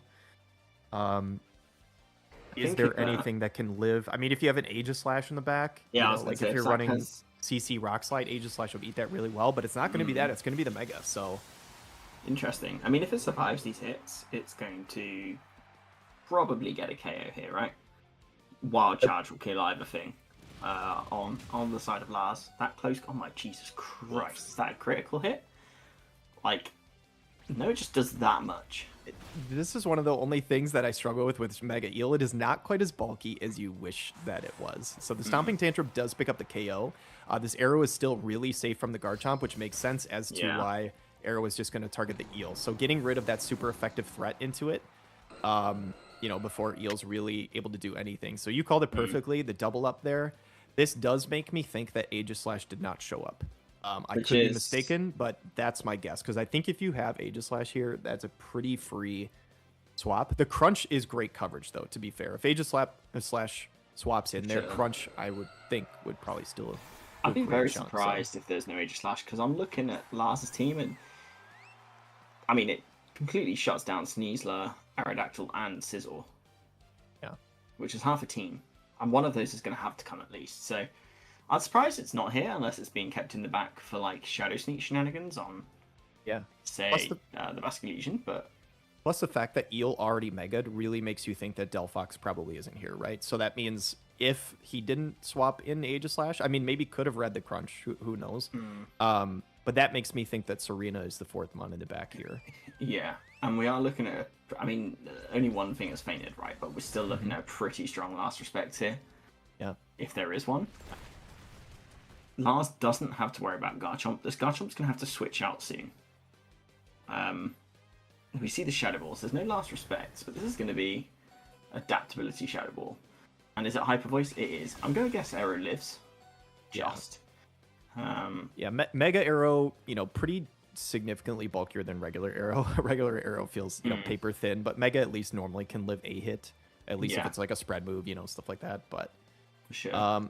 Still tough. I mean, the Stomping Tantrum pressures, like, do we have Protect on the Basculegion? So Arrow did act before Basculegion, but that doesn't necessarily mean it's not Scarf. Because you could, you know, Scarf it and still make it slower than Mega Arrow, because Mega Arrow is the fastest thing in the for sure. in And the this, fight. like I said, if this Garchomp doesn't swap out this turn, which I don't think it did, the Prim did. So as long as it's a Serena, so you called it. There is no Delphox and there was no Aegislash. So as long as, I mean, Sizzle choose that, right? Yeah. As long as, this Aerodactyl can just literally click Dual Wing Beat into the Serena slot. If it has it, we know it can't be Scarfed Serena because the Garchomp is Scarfed. So the problem here for this Scizor is unless it has Protect, Garchomp still can go for Stomping Tantrum, deal 41%. I guess it wouldn't die to Rough Skin, but it can't Bullet Punch it. Serena's on the field, so it can't go for the Prio, so it's going to be acting after. But I don't think that matters too much because all Lars has got to do is keep targeting the right hand side. And he'll win eventually. It's a bit like the game we saw earlier with Dave and Gunk, where actually didn't matter the Goldingo was alive because it was locked into Shadow Ball, and so it couldn't touch the Heliolisk. So as long as Garchomp is locked into Stomping Tantrum, there you go. So there was a switch. So actually a Rock Slide here could do a lot of damage. It makes sense. I think they're realizing right on this side, it's like, oh, I lose this game unless Garchomp is able to switch their moves. So a great swap. Oh, the Tailwind play is huge. Absolutely massive. Because now I'm going to assume... Would you see the Trop Kick, though? Interesting. So now... Will Sizzle outspeed a Choice Scarfed? I would imagine Garchomp is still faster, right? Garchomp might be, but I don't imagine it outspeeds this Basculegion. So Basculegion is still going to be a threat here. So yeah, it's going to come down to whether... I mean, this looks like it'll be a double down, right? It depends on what moves the Sizzle's got. It obviously can't Bullet Punch. We've seen Protect. So does it have Bug Bite? I mean, Bug Bite would be a great click here. Like, if you have Shadow Ball Bug Bite, that's pretty free, I think. I don't think Ice Beam would probably kill Serena from here.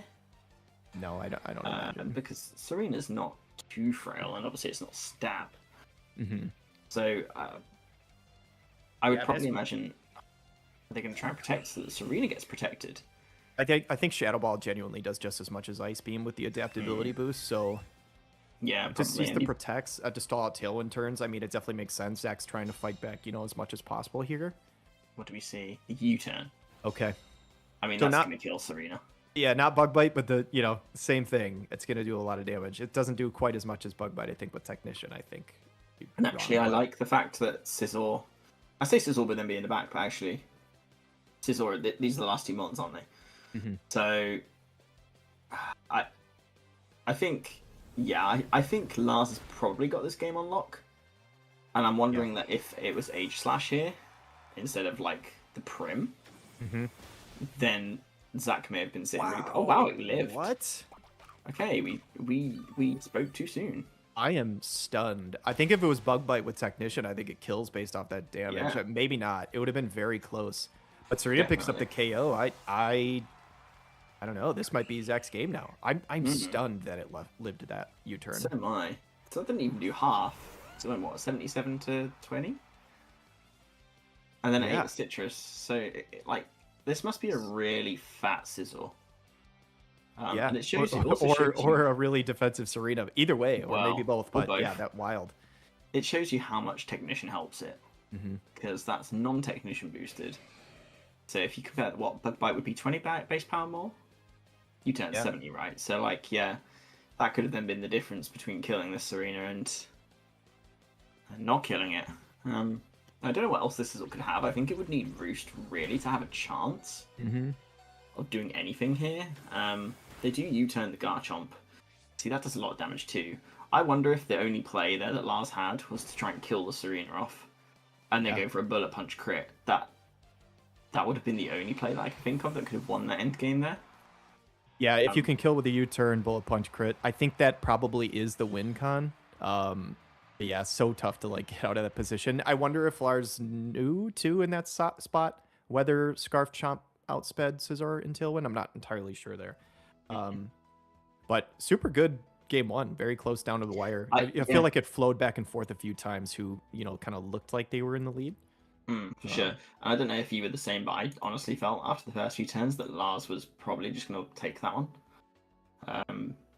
He felt really dominant at the start, but Zach did really well to come back. And what do I know? I said to, not bring Prim, and it worked out. So I think the one thing to call out from that is I think Lars probably isn't running Protect on a decent amount of mons here, just because with that Garchomp being locked in, right, and not being able to touch Arrow at all, the call a lot of times can probably be easier, just you just protect the other mon and you just attack with Arrow. But I'm curious, like you said, if Aegislash comes back into this as some sort of answer, realizing what was brought would have been good. But is that a moment where you pivot to something like Arcanine? I mean, Arcanine would have been really good into Serena. Sure. It does at least get Intimidate for Garchomp, which we know it's not like White Herb, so it can't fix the attack stat. Yeah, the only real huge problem for an Arcanine would be the Primarina, but you outspeed it, and it has ways of damaging your Primarina, like Wild Charge, Thunderfang, that kind of stuff. So, like a lead here. Access to Snarl too, so sometimes you can just go really bulky and try and drop here attack stats. So that can help too. But we see the Mega Malamar though. This is what we're here for. Now, the interesting thing is you can't fake out, right? Because the Serena's on the field. We know Sneasel will live a hit. Drop Kick would boost Malamar's attack. True. Also true. That would be interesting to see. I mean, Dire Claw obviously threatens the Serena. So like you said, you always live one from Chomp. You don't remember if we saw Protect from Serena? I think we did, right? We did. We saw the double Protect on that turn. So it's Dragon Claw into the Malamar. Okay, that's a really nice read there. Yeah. For Die Claw, any kind of... Oh my god, it just... Goodbye. Is that a crit? It is. Okay. I sat here thinking that, it probably would live that if it's going to live a U-turn from a Sizzle. Yeah, based on how little U-turn did, which was what, like 40 or 50% or 50-ish, I imagine it is probably EV to live a Dire Claw. So that crit actually could be huge, depending on what Serena went for. I'm not entirely sure. It's very possible, though, she could have just like clicked U-turn into Malamar, maybe like 4 times super effective, right? Yeah. But it's the Mega Delphox this time, so I don't anticipate in Electros being anywhere, in sure. these 4. And I actually wonder if you stay with Sneasler this turn and just click Diaclaw into the Delphox and just pray for some generous hacks. I'm going to imagine a Dragon Claw into like a Heat Wave or something will kill Malamar.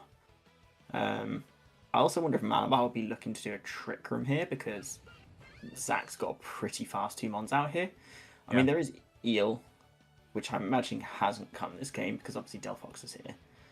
So I wonder if the last remaining one is either Prim or Aegislash. Yeah, I'm not going to lie. This feels like a pretty tough spot for Lars to be in, I feel like. Maybe it's bulky enough to survive a double up somewhere. I'm Do you not so see the sure, Mega though. Malamar? This probably means there's no Aerodactyl.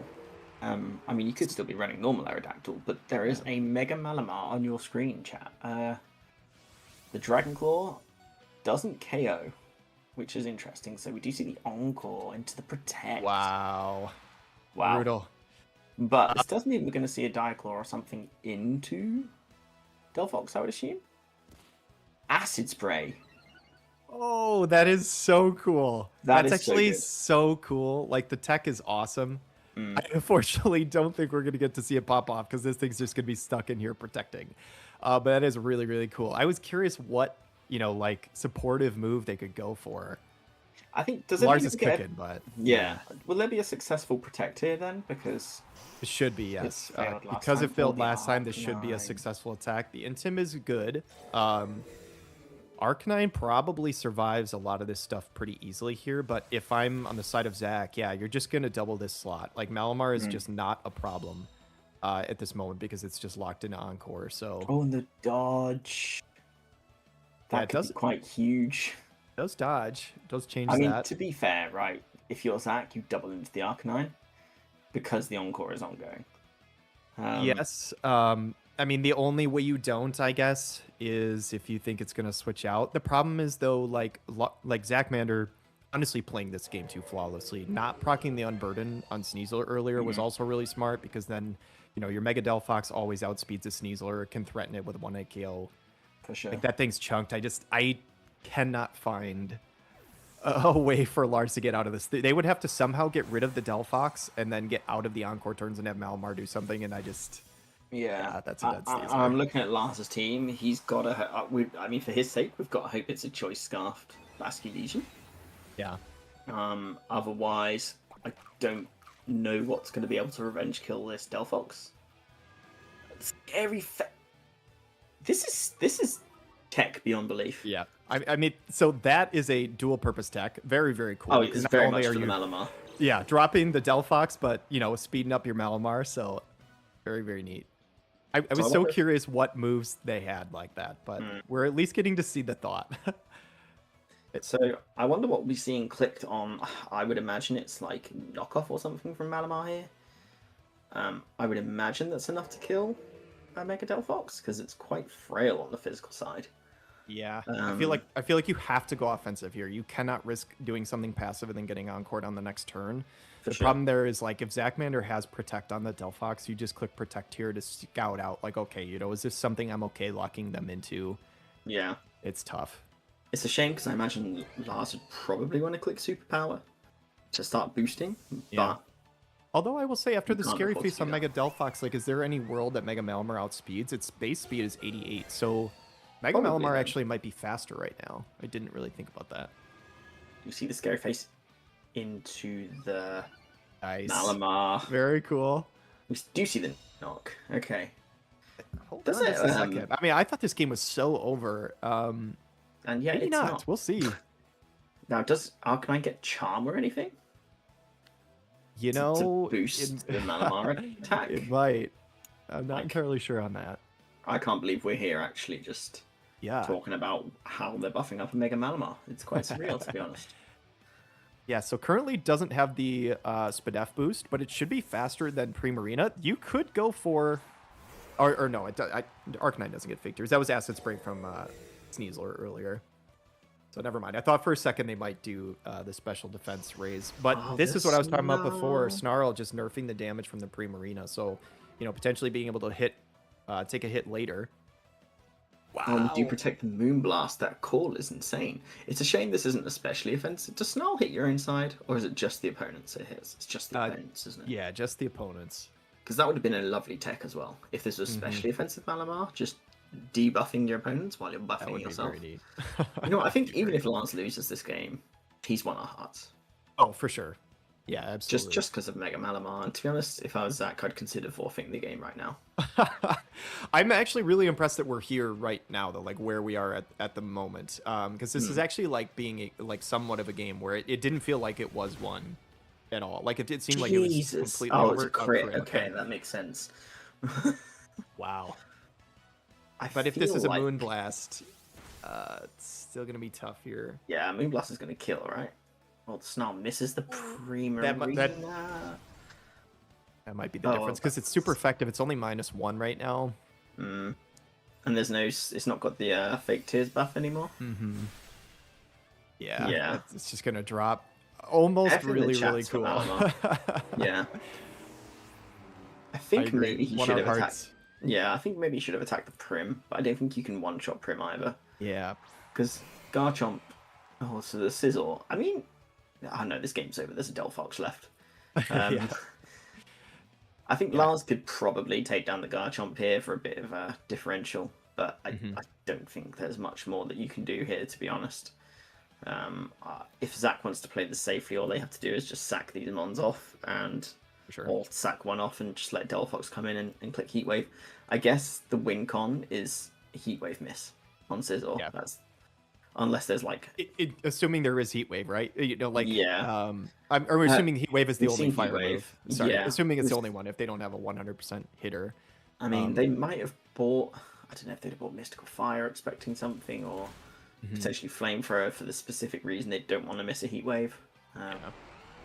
Because Sizzle could be running some kind of strong Dark type move. Oh, the Morning Sun though. Oh, very cool. Is it enough to take a hit from the Hyper Voice? Yeah, I mean, actually, it pretty it is much at brings it back to where -1 it right was. now, right?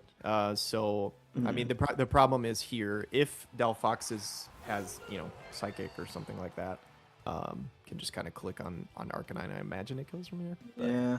maybe not.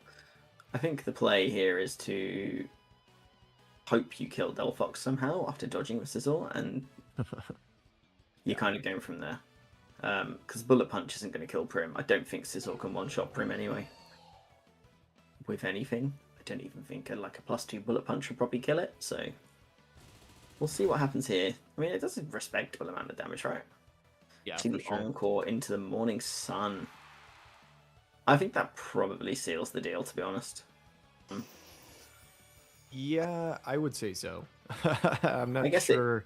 It covers for the likes of Wild Charge, I guess. Oh, and you just get crit That's anyway. crit, yeah. so it doesn't really matter about the Encore anyway. And I think Sizzle's going to have a hard time to do anything here, sadly. It For just needs sure. to be Bright Powder and dodge everything, while also being another item of some kind. Yeah, I mean the crit's unfortunate, but honestly, as long Just- as whatever attack Delphox goes for here just lands. I think Sidekick would probably be enough at this point, right? Yeah, I would assume so. I think it I don't just- know. it- It's a resisted, maybe not, but It just sped the game up. Oh, the Mega Delphox Yeah. has got 150 special attack. I mean, we see the Yeah. Sidekick, we'll see the answer. there it It is. kills. There's the answer. Absolutely. The Wow. two game set curse continues. I swear we never see a game 3. How about you and I change that, huh? You want to go 3 we'll games try, with me? Yeah. I mean, as long as you don't destroy me in the first 2. You I said don't know you're if my gonna heart come can in take and it. talk smack. I've been talking all the smack as you told me you were going to. Now I feel bad. Don't feel bad. I've got don't- nothing bad to say. I don't feel bad about this match we just saw, though. Even though it was a 2-0, that game 1 was incredibly close. And I will give a lot of credit to Lars for game 2, clawing it back to at least make it appear, playable. I thought that game was just done and cooked, and the way that he did maneuver around, got Malamar back in, tried to get some stat boosts. It was a really cool idea. But the encore from Zach just, I mean, changed everything. It just made that game so hard to play. Like for a World Cup analogy, it was a bit like Argentina versus Cape Verde. No one cared about Argentina. Sorry, Zach. The hearts were won by Lars because he simply brought Mega Malamar to this game. Yeah, well, That's how I feel after that. I like Zach as a player for sure, but it's hard to fight against the Mega Malamar, fighting for your heart. So, Yeah, just- understandable on that note. welcome to the league. No one cares about you. Whoa. That's not That- true. that- that's- I think Zach deserved to win. He played well. Yeah, he he prepped absolutely well. did. It was just But Mega Malamar. it was a well played game, especially around some of the crazy techs that Lars bought. Sometimes those techs can throw you off and you kind of end up throwing because you don't know what to expect and you end up just kind of bottling it. But one of my favorite 180s in a single turn was Lars has got this wrapped up. The U-turn doesn't kill. Okay, Zach wins. Were you surprised that it lived the U-turn? I mean, it's somewhat surprising, but at the same time, like, Serena can be very bulky. We don't know how bulky it is because it got crit by the Diaclaw. I would assume it lived that as well. Yeah. But certainly, when it didn't KO the U-turn, it was tough. It was tough for Lars. Sure. But at the same time, he brought some really cool stuff. The acid spray into the Malamar would have been really, really good for the rest of the game had it remained there. Sadly, being encored into the protect. Okay, I'm looking at the calcs. U-turn from no attack scissor into max HP, max defense. Serena does 44 to 53%. So I'm probably assuming that's what it was. It was around that range, yeah. So Gotta be. probably some very defensive Serena and not very offensive Sizzle, or at least not max invested. So Yeah. but it was a fun game. We saw some things that we probably don't. Well, I mean, we got Staraptors in the league as well, so we might see some more scary face shenanigans. But Don't remind me it about the face one. Raptor's not real, okay? It just sits on the bench. It can't hurt you. exactly, it's overrated. But certainly seeing it with no mons that have like prankster moves into a Malamar is it was fun to see. Can you prankster into your own dark types? You Does that can, work? yes. Okay. Yeah, I learned that this season. I thought it was just like versus opponents. I thought you couldn't do it to yourself, but yeah, you can do it to your own teammate. It's crazy. Had I known that, I might have tried to draft Mega Malamar. Loki. I mean, No, I didn't. is it still on the board in our division? It might be. Yeah, I have the. It's one of those things that like I genuinely feel like I would have had to plan around it, and I'm very happy with my team at the moment. But you so, took Mega Pyro, and that's even more of a distinguished gentleman choice. So Thank you. Yeah, we can't argue that. despite its design, Mega Pyro actually is a real Pokemon, and they managed to make it good. This is true. Like, This is true. Don't remind me. You were just moaned about facing It does. the It Raptor. does one thing, but it does it really, really well. Exactly. You moaned about that. I now have to face Mega Pyro, so I get you. It'll be an interesting matchup. for sure. Yeah. And as much as I was joking around about like talking smack about 2-0ing, I'm nervous for the matchup because it is you're a good player, you got a good team, so looking forward to it. Yeah, flattery will go far. I do find it quite. Are Lars and Zach doing a game free? Oh no, my game just updated. It said they were battling still. Yeah. I thought they were just having a game free for fun. I mean, why not? The AG slash didn't come after you hyping up the AG the entire time. The AG. I'm really surprised hit the because I field. genuinely thought it had a really good matchup. I did struggle a didn't little turn bit maybe into the Malamar and the Arcanine. That's maybe why it wasn't bought, but also, I mean, you can't question Zach when he won the game 2-0. So Oh, absolutely. I'm not questioning it now. the Electros, it was there. It showed. Yeah. It showed up, and It was there, then it wasn't. probably was no longer there. So Which is a real shame. So I'd love to see it do something. I'm- I honestly, in my head, I was thinking it was fatter than that, and it just took 90% from a neutral close combat, and I was like, that is not a mega evolution that, it should Yeah. be taken less than that. it's one of those mons that, like Kason said, it looks deceptively bulky in its design, and then you realise it didn't really gain any bulk from Mega Evolving. It's pretty much the same defense and Spadef as regular Electros. Yeah. If they took, like, what they put in special attack and put it in defense and special defense, then it would probably be a bit more scary. That's probably true. Yeah. Or if they just gave it like another 30 or 40 speed. Or just pick a lane with the attack stats, right? Like pick Yeah. a lane between the attack and special Yeah, attack. sure. Like you can lean into one, but you're putting it's got really good both, which But- it's just kind of I honestly really like it was one of those mons that I wanted to draft because I have Garchomp like on my team. I was like, that'd be really cool to like run it next to Garchomp for the same reason that I think Zach is running it, right? And, like drafted it and stuff. It makes a lot of sense. And again, this is no shade to Zach because he's crushing it, right? But like, so for me, when I was in my draft, I was like, I have Garchomp, which is probably the best partner for this, and I still feel like it's not worth it for me. So it's just tough. I wish it was a little better, but I mean, both of Zach's megas as well levitate next to it, so it's both partner really nicely with it. It's just whether or not Electros can live those hits, which is in question, and whether you really ever want to bring it over Mega Delphox, which is incredibly consistent. Sure. Yeah. Like the Encore in game 2 pretty much won Zach the game. It did. It just completely shut down Malamar and it completely shut down Arcanine at the end. When it probably didn't need to, but it still did. So It's dominance at the end by making sure that it could do nothing but Morning Sun until it just got crit. So, and then you assert even more dominance by critting for it, yeah. Yep. Well, I will let you guys get ready for your game, and hopefully Ellie and Dave are still around somewhere and can go over your matchup. Oh, you better believe it. sounds good. Dave wouldn't miss the opportunity to berate me on a live stream. That's Like- true.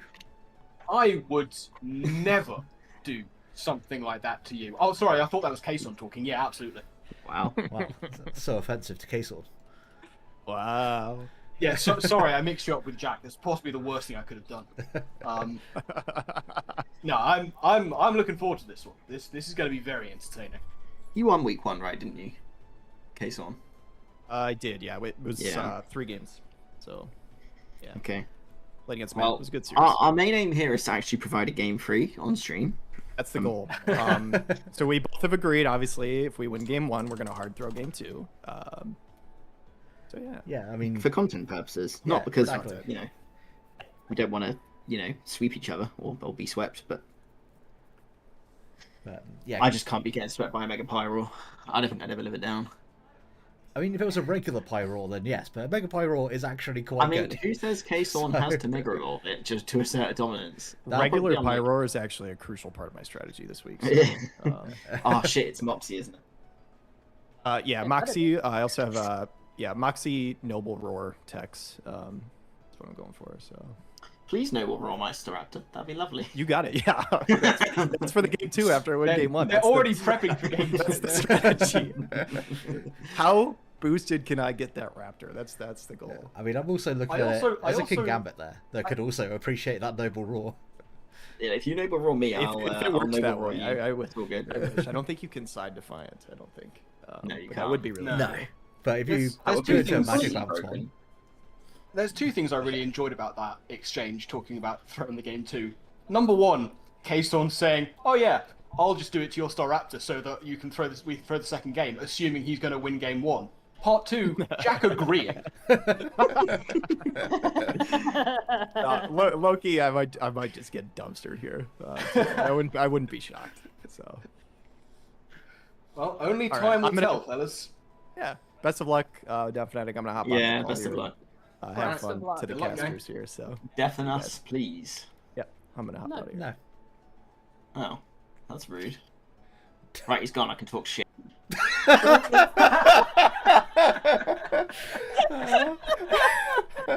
Excellent work. For those who obviously can't see the Discord, as he was saying that, I disconnected him. So, yeah. Wait, you? played. That wasn't him. No, that was That me. you? I just disconnected him halfway through his sentence. Incredible.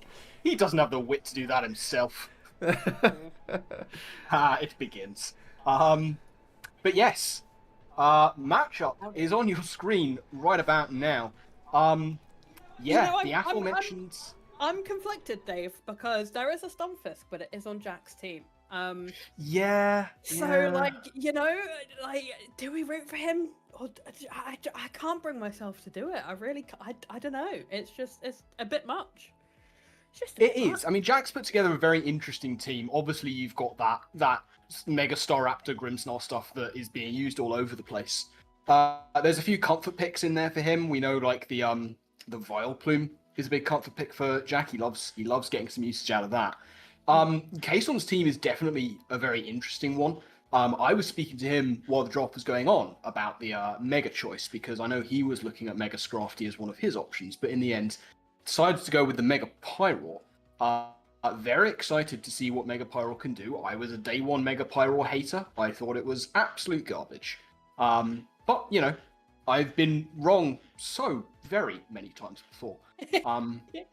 So I guess we'll see. But he's got all kinds of tricks and shenanigans. There is an Ariados. There is the potential Psychic Terrain mode. He also has King Gambit and my favourite Primarina. So, you know, there's that.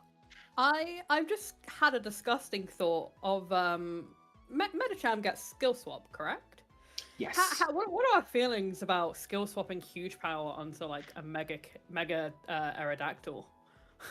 And then just killing everything with Rock Slide. That would be spooky. That would be spooky. I mean, obviously, there's the elephant in the room we have to talk about here. On the one hand, yes, giving huge power to Mega Aerodactyl, very spooky, very scary. However, giving it to Ariados. True. That's where the real threat lies. That's what a gentleman would do. And we all know Kayson is the most gentleman of gentlemen. So, This is true. I mean, we better honestly, see it, Kayson. There's a world where Ariados can come here. You know, it's one of those mons that it's one of those ones that people started picking up as a bit of a meme, and then they started using it and going, no, actually, hang on, this has some viability. There's a world. I mean, obviously, you know, it's not taking hits from Mega Staraptor, and possibly not even Metagross, obviously, but there's options for it to do some stuff here, especially if he wants to like keep the pressure off the likes of Gambit, either of the Megas, Prim even. I mean, Prim once again looks pretty good here. I usually think it does because I'm a day one Prim main. Love that little thing. I weirdly think that Spiritomb has quite a lot of usage for Kayson here. Like with Donphanax Fairy being Grimmsnarl, it doesn't typically, you know, it doesn't have that powerful Moonblast coming off it. It's going to have the Spirit Break, and you know, we all know that it's got a really good defense stat. So Spiritomb could actually be a bit tricky for Jack to kind of take down this match if it comes. So it'd be interesting to see if Kayson utilizes that. But in terms of like threats in this matchup, I'm seeing King Gambit and I'm seeing Jack's team, and it doesn't really love it, does it? Doesn't really love Gambit. It's not going to have the best time in the world. I mean, obviously, if Jack can get Staraptor activated before Gambit becomes a problem, then, you know, suddenly things can very much swing the other way. But Gambit certainly looks like something Jack is going to have to deal with extensively. I've been telling him to use offensive Grimmsnarl for a long time, so you never know. He might listen to me. He rarely does, but he might. Maybe we'll see the bulk up, or does it get Nasty Plot? But I believe it gets both. Oh, well, there you go. Maybe, you know what? Maybe he brings Nasty Plot and bulk up just for the fucking crack. I've been loving using bulk up Grimmsnarl this regulation ladder. you do enjoy Grimmsnarl. I'm an offensive Grimmsnarl enjoyer. It is certainly the case. But yeah, I mean, there are very, very big offensive threats on Kayson's side that Jack needs to deal with here. There is some of those things on Jack's side. I think he's probably got a few more of those mons just about, where it's like, it'll just live a hit and then start hitting things, you know, Snorlax, Metagross, Palafin, Gliscor, yes, Stunfisk. And again, if Staraptor can get activated, more's the better for Jack. But we are going to be ready very shortly to get this underway. It's looking like the session was interrupted. In fact, it's looking like that's what's happened. Love that. Thanks, technical difficulties. We love that for us. We love a bit of technical difficulties. So we're just going to make another room real quick. Please stand by. Your battle is very important to us. All right. Let's looks like we're going to be. Do we see the Stunfisk though? Is Jack a man of culture, or is he a filthy coward? He'd better be. He's a filthy coward. Well, Kayson, Kayson, I hope you destroy this man. Kayson does bring the Mega Pyro. And he also brings the Medicham. Are we gonna see pure He's- power skill swap? There's I a wanna- chance, you know. I really want to There's- see it now. The odds of skill swap Medicham are never zero. There's always an opportunity, and there's a few things here that can really take advantage. Even something like the Sarina, because you're still protecting yourself from those priority moves if he wanted to do that. But Jack has just got the thick threats, is what he's got there. Hyper offense, the movie, I'd say. And Kason has also kind of got hyper offense, the movie. I'm interested to see what Mecha Pyro will do. Palafin, obviously, you've got to activate it firstly, so maybe Kason can kind of exploit that turn 1 here, but Pyro could definitely do some things and some stuff potentially in this matchup. But here we are, heading into set 3 of the night. Kason versus Jack. What do we see off lead? Yeah, this could be a very telling thing. It is going to be the Aerodactyl and the Medicham, and we've got Staraptor and Palafin. I mean, I'm going to say it right now. Kason's nickname game is so strong. His nickname game is so strong. Fucking Cruz. That is Sorry. one of the highlights. One of the That highlights there. That killed me. I can't But, even gather my. I can't even really gather my. I think that Kason has led well here. It doesn't necessarily look like maybe the best of leads, but the longer these games go on, the better it is for Jack and the worse it is for Kason, because Jack has a lot of mons he needs to activate. We've said that word a lot, but it is true.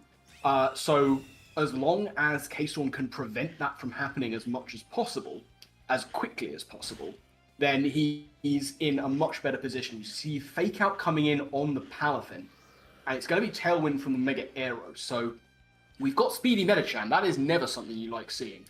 But Palafin is still in here in baby form, and the Staraptor is yet to Mega Evolve. A really nice turn from Kason. You know, expecting the Palafin to want to get on and out of there with that flip turn. So, you know, faking out that slot just to kind of guarantee it staying in for one turn instead of the Tailwind. Maybe we got a Sash Medicham in the face of the Staraptor. You know, keeping it in this turn 1, you think you're pretty safe if it's Sash, right? So, but with the Tailwind up online now, this Staraptor is going to be in one heck of a problem, not wanting to Mega Evolve in front of the Medicham either.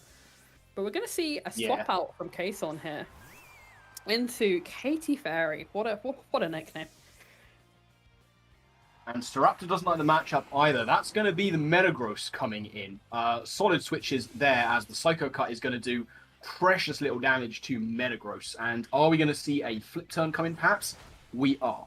So, Jack able to reposition himself very nicely here. It looked like a really good option off leads for Kason. I'm lagging horribly, in fact. Oh dear. Well, technical difficulties persist. Flip turning out into the Grimmsnarl here. And on the field right now we have Prim, Medicham, the Sizzle, that's not a Sizzle, the Metagross, and of course the Grimbley Graham. Grim Shady.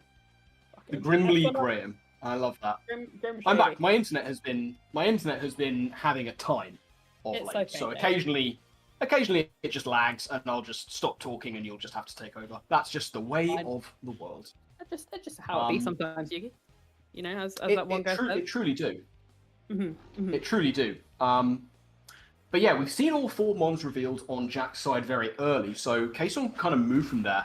We're going to see Brick Break come in. That's going to do like a little chunk of damage, and Shadow Ball is going to come in from a very... Oh, the Tailwind helping Prim out there. Really wants to chunk down this Metagross, but there's the Citrusy on Metagrossy. I hated saying that. I also hated you saying that. That wasn't very fun. Play Rough going to come out from the Grimmsnarl, not quite take out the Medicham. But are we thinking that's an offensive Grimmsnarl? Because if it is, it's feeling a little weak not to take out that Medicham there. Yeah, you'd think that a Play Rough from Grimmsnarl would be enough to take out Medicham, so potentially this is just looking like more of a supporting Grimmsnarl. I mean, we'll probably find out as the battle goes on. we are going to see Sarina come in as Kasorn's 4th Mon. Protect coming in on the Metagross, just going to try and prevent that Shadow Ball, we would assume. But in fact, it's going to be a Light Screen first. So good play. Grimmsnarl getting that Light Screen up to mitigate what this Primarina can do. We see Roselli Berry on the Grimmsnarl. This Luring Voice is going to do precious little damage. Grimmsnarl and Metagross looking pretty strong here, but it was a hard pivot into the Sarina. Yes, you can prevent against the likes of that Prankster Parting Shot, but I wonder what Sarina's going to do offensively in this match. I was wondering the same thing. Serena doesn't really have a great time versus the 2 out on the field right now, so maybe we'll see another reposition with the likes of U-turn, maybe even his own play rough into the Grimmsnarl slot. Potentially even a second Brick Break Pippin. I don't know if we have the Brick Break on the Serena, but obviously Medicham was preserved and maybe preserved for that reason to keep that Brick Break around. But it is going to be the U-turn coming out here into the Grimmsnarl, taking it down to just half. And Kaysor now has to figure out what to switch in front of a Metagross and a Grimmsnarl. And it's not looking like a lot really wants to come in on the Metagross, so I think he's going to opt to sack his Medicham. Yeah, he doesn't really have any defensive pieces he wants to go into outside of the Primarina, who is going to get the first KO into the Grimmsnarl. I mean, I was about to say, we'd seen all 4 members of all teams before a KO even happened in this game. But this is what Primarina does. It'll take your KOs, but it's just going to sit there and tank hits all day, every day. Really nice maneuver to get that Medicham in, because now Fake Out is back on deck. Absolutely, and not only that, but that is a very speedy Primarina, outspeeding that Grimmsnarl. You've got to imagine it has at least some kind of speed investment, maybe even a scarf. We saw the tailwind petered out, so it's got to be some, maybe speedy Primarina, but I mean... Speedy for sure. It's not looking good for Kaysor, and both Mons in the red. Fake Out is online, but Metagross is unprotected. He can't protect this turn, so we'll have to see what Kaysor does here. Yeah, he might have to try and get particularly sneaky with Protect, because of course that Staraptor's come in and looking like it might want to try and Mega here, and it certainly does want to Mega here. So we are going to see the Mega Staraptor for the first time in this matchup. But what does it do here? It has to Protect, surely, and there indeed is that Protect. Now, is Kaysor going to be able to take advantage of that with some big hits into Metagross? No. Fake Out's going to come into the Staraptor, and it is going to be a fast Shadow Ball coming in on the Metagross. That's going to take it down to about 26, but this could be the end of Prim, and it most certainly is. Is this a I think it may just be a quick Prim. I could have sworn that before, but I'm just not paying attention. You know what? I'm just not paying attention. I'm a bad caster. Sue me. Aerodactyl's gonna come in and threaten that bird.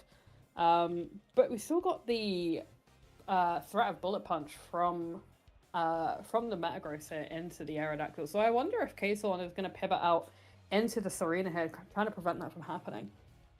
You may have to. I don't know if he can afford to go for Tailwind anymore, because he's massively threatened by this Metagross, and he is running out of ways to deal with Staraptor if it starts going for those close combats. It's gonna start getting out of control. If that thing is just like close combat, protect, roost, and flying move, then this is going to be a very, very difficult road ahead for Kaysor to come back into this one. Absolutely, especially with the Palafin pretty much at full in the back, but he is going to opt to swap into the Serena. We don't know what item the Serena could be. It could... I'm sorry? What? Oh my goodness. You know what, Kason? You know what? I can't believe it. Like an Aerodactyl has just absolutely stun-locked me. I've just been sollocked. Chat, is this legal? I think it's legal. I'm having a rule check. I'm having a rule check. It is certainly legal. And we were wondering what Kason was going to do about this Staraptor. That is spectacular work. Swagger into it. Get it to -2. It's hurt itself in Confusion twice now. That's really unfortunate. We're going to see a Rock Slide come in That's going to do a decent amount to the Metagross and Captain Bravebird over there. Can Sarina take out the Metagross with this U-turn? It certainly can. Metagross is down, and this entire game has twisted on its head through one play. What a brilliant, inspired bring by Kaysel. Honestly, props. Like, you cannot, there's nothing else you can say to that, honestly. Fantastic tech from Kaysel's side. He came prepared for the bird, not in the way that you would expect, but boy, what an enjoyable bring. Do we think the Serena potentially could be choice scarfed? Or is that just a very slow Metagross? I think it is potentially quite a slow Metagross, given its interactions with the Primarina as well. But, I mean, the brilliant thing for Kaystorm now is, of course, that Staraptor is locked at -2 attack forever now. It cannot switch out anymore. It is locked in at -2. It can make itself bulky again, but its damage output is severely limited. And Kaystorm has read Jack so well to keep certain mons healthy. Like, that Medichamp's been at 12% for a while, and he's been bringing in the Sarina fairly freely to get it in position to try and take out the Palafin later on. The Feint coming through on the Protect. It's going to be Wave Crash into the Aerodactyl, but I don't know if he needs Aerodactyl anymore. Choice Scarf Palafin online, taking out the Mega Aerodactyl, taking out a lot of recoil. Beautifully predicted the Protect into the Feint shenanigans. A lot of value out of this Medicham, that's on 12%, like you rightly say, into the Serena. I don't think, I mean, at -2, you know, it probably lives the Brave Bird, but can it live Brave Bird and a Wave Crash? It's going to be a close endgame for sure. Both pieces looking fairly weakened on both sides. It's going to be really close. Yeah, I think this could well be just a case of Medicham is going to go for Feint to try and get its chip into Captain Bravebird. A lot is going to be put onto this Sarina, depending on what its set is. It'll probably take that Wave Crash, but can it take 2 hits even when Staraptor's at -2? Very hard to say. We're going to find out. Here comes that Wave Crash. Jack very rightly taking out the Medicham. Just make it the 2v1 and try and force the issue against this Sarina. We're going to see a bit of recoil. That's fine. And we're going to see Power Whip come through. It is going to outpace. It looks like it's a Scarfed Sarina, like you said, as well, because it's outpacing that Staraptor. Now, can it take a hit from a -2 attack Mega Staraptor? The confusion might come into play. It's going to be Brave Birds. Can Sarina take this? Ooh, it it's going to be can't. knocked out. -2, but not quite enough to live that Brave Bird. Stab super effective coverage is always going to take out Arena from that range, but crazy close game one, and wow, really good positioning from both coaches. Go on. There was so much going on in that game. We had a hard time keeping up. Yes, with what was happening. Absolutely. But we gained a lot of information, I think. Yes, as did our coaches. I mean, the moments in that game where it looked like one of them just had the game by the scruff of the neck. The excellent looking lead by Kayson, the readjustment from Jack to get himself into a really good position with that Metagross, but Kayson just manipulating his way around to keep certain mons at just enough health to bring them back, keep that fake out on deck, keep Sarina as healthy as he possibly could to try and end game with it. And then that excellent play into the Mega Staraptor with Swagger. Now, it didn't unfortunately work out for Kayson in game one. Is Jack going to let that happen again? It seems unlikely. Now that he knows it's there. They had a gentleman's agreement to go to a game 3. So whether or not they'll keep their word is another thing. Yeah. it is certainly another thing. I mean, this is going to tell us a lot about the character of Jack. Is he, in fact, a man of honor, or is he a coward? Well, he didn't bring Stunfist, so we already know the answer to that. Yeah, he's neither of those. Oh, he's one of those things. He's also joining his own battle. Where is the man? This is crazy work from Jack. He's getting himself ready and prepared. I mean, a lot sort of information was gained to mull over there, and I think there's going to be a fair few things that Jack was not expecting on Kayson's side. Not least, of course, that Swagger play. The question really remains is, normally, I would ask, how is Kayson going to readjust here? But given sort of how back and forth and close that was, how do they both readjust to game 2? It's going to be interesting to see for sure. I mean, I wonder if we'll see Mega Pyro make an appearance, but with the threat of Palafin, it's seems pretty unlikely. Maybe we'll see King Gambit from Kasorn's side, you know, getting some of those sucker punches in, lowering. I mean, you know, Palafin's not the frailest of things, but just getting it in range of things, you know, especially taking itself down low with Wave Crash recoil, like, I think Gambit could be an important piece for Kasorn in this game, especially given the fact that Metagross was pretty tough to take down in the early game. Like, it took a lot of hits for Jack, so it might be something that Kasorn considers here. Yeah, I'd have to agree with a lot of what you said there. I mean, the Mega Pyro does not look likely unless he really wants to just nuke that Metagross, but Jack has Snorlax in the back that he hasn't brought, and that is something that should be taking a hit or two from the Mega Pyro and dealing You'd back some expect decent so. damage. I do think King Gambit can come here. I think you're right, for sure. Primarina, again, I don't think there's any reason not to bring Prim to this match.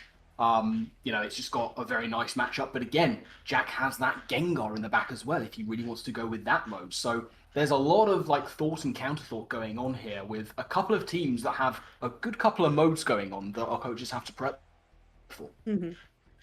I do think we'll see an appearance from Metacham again this game. Just the fantastic value that Kason got out of it game 1. It would be a surprise to not see it in this game 2 coming up here.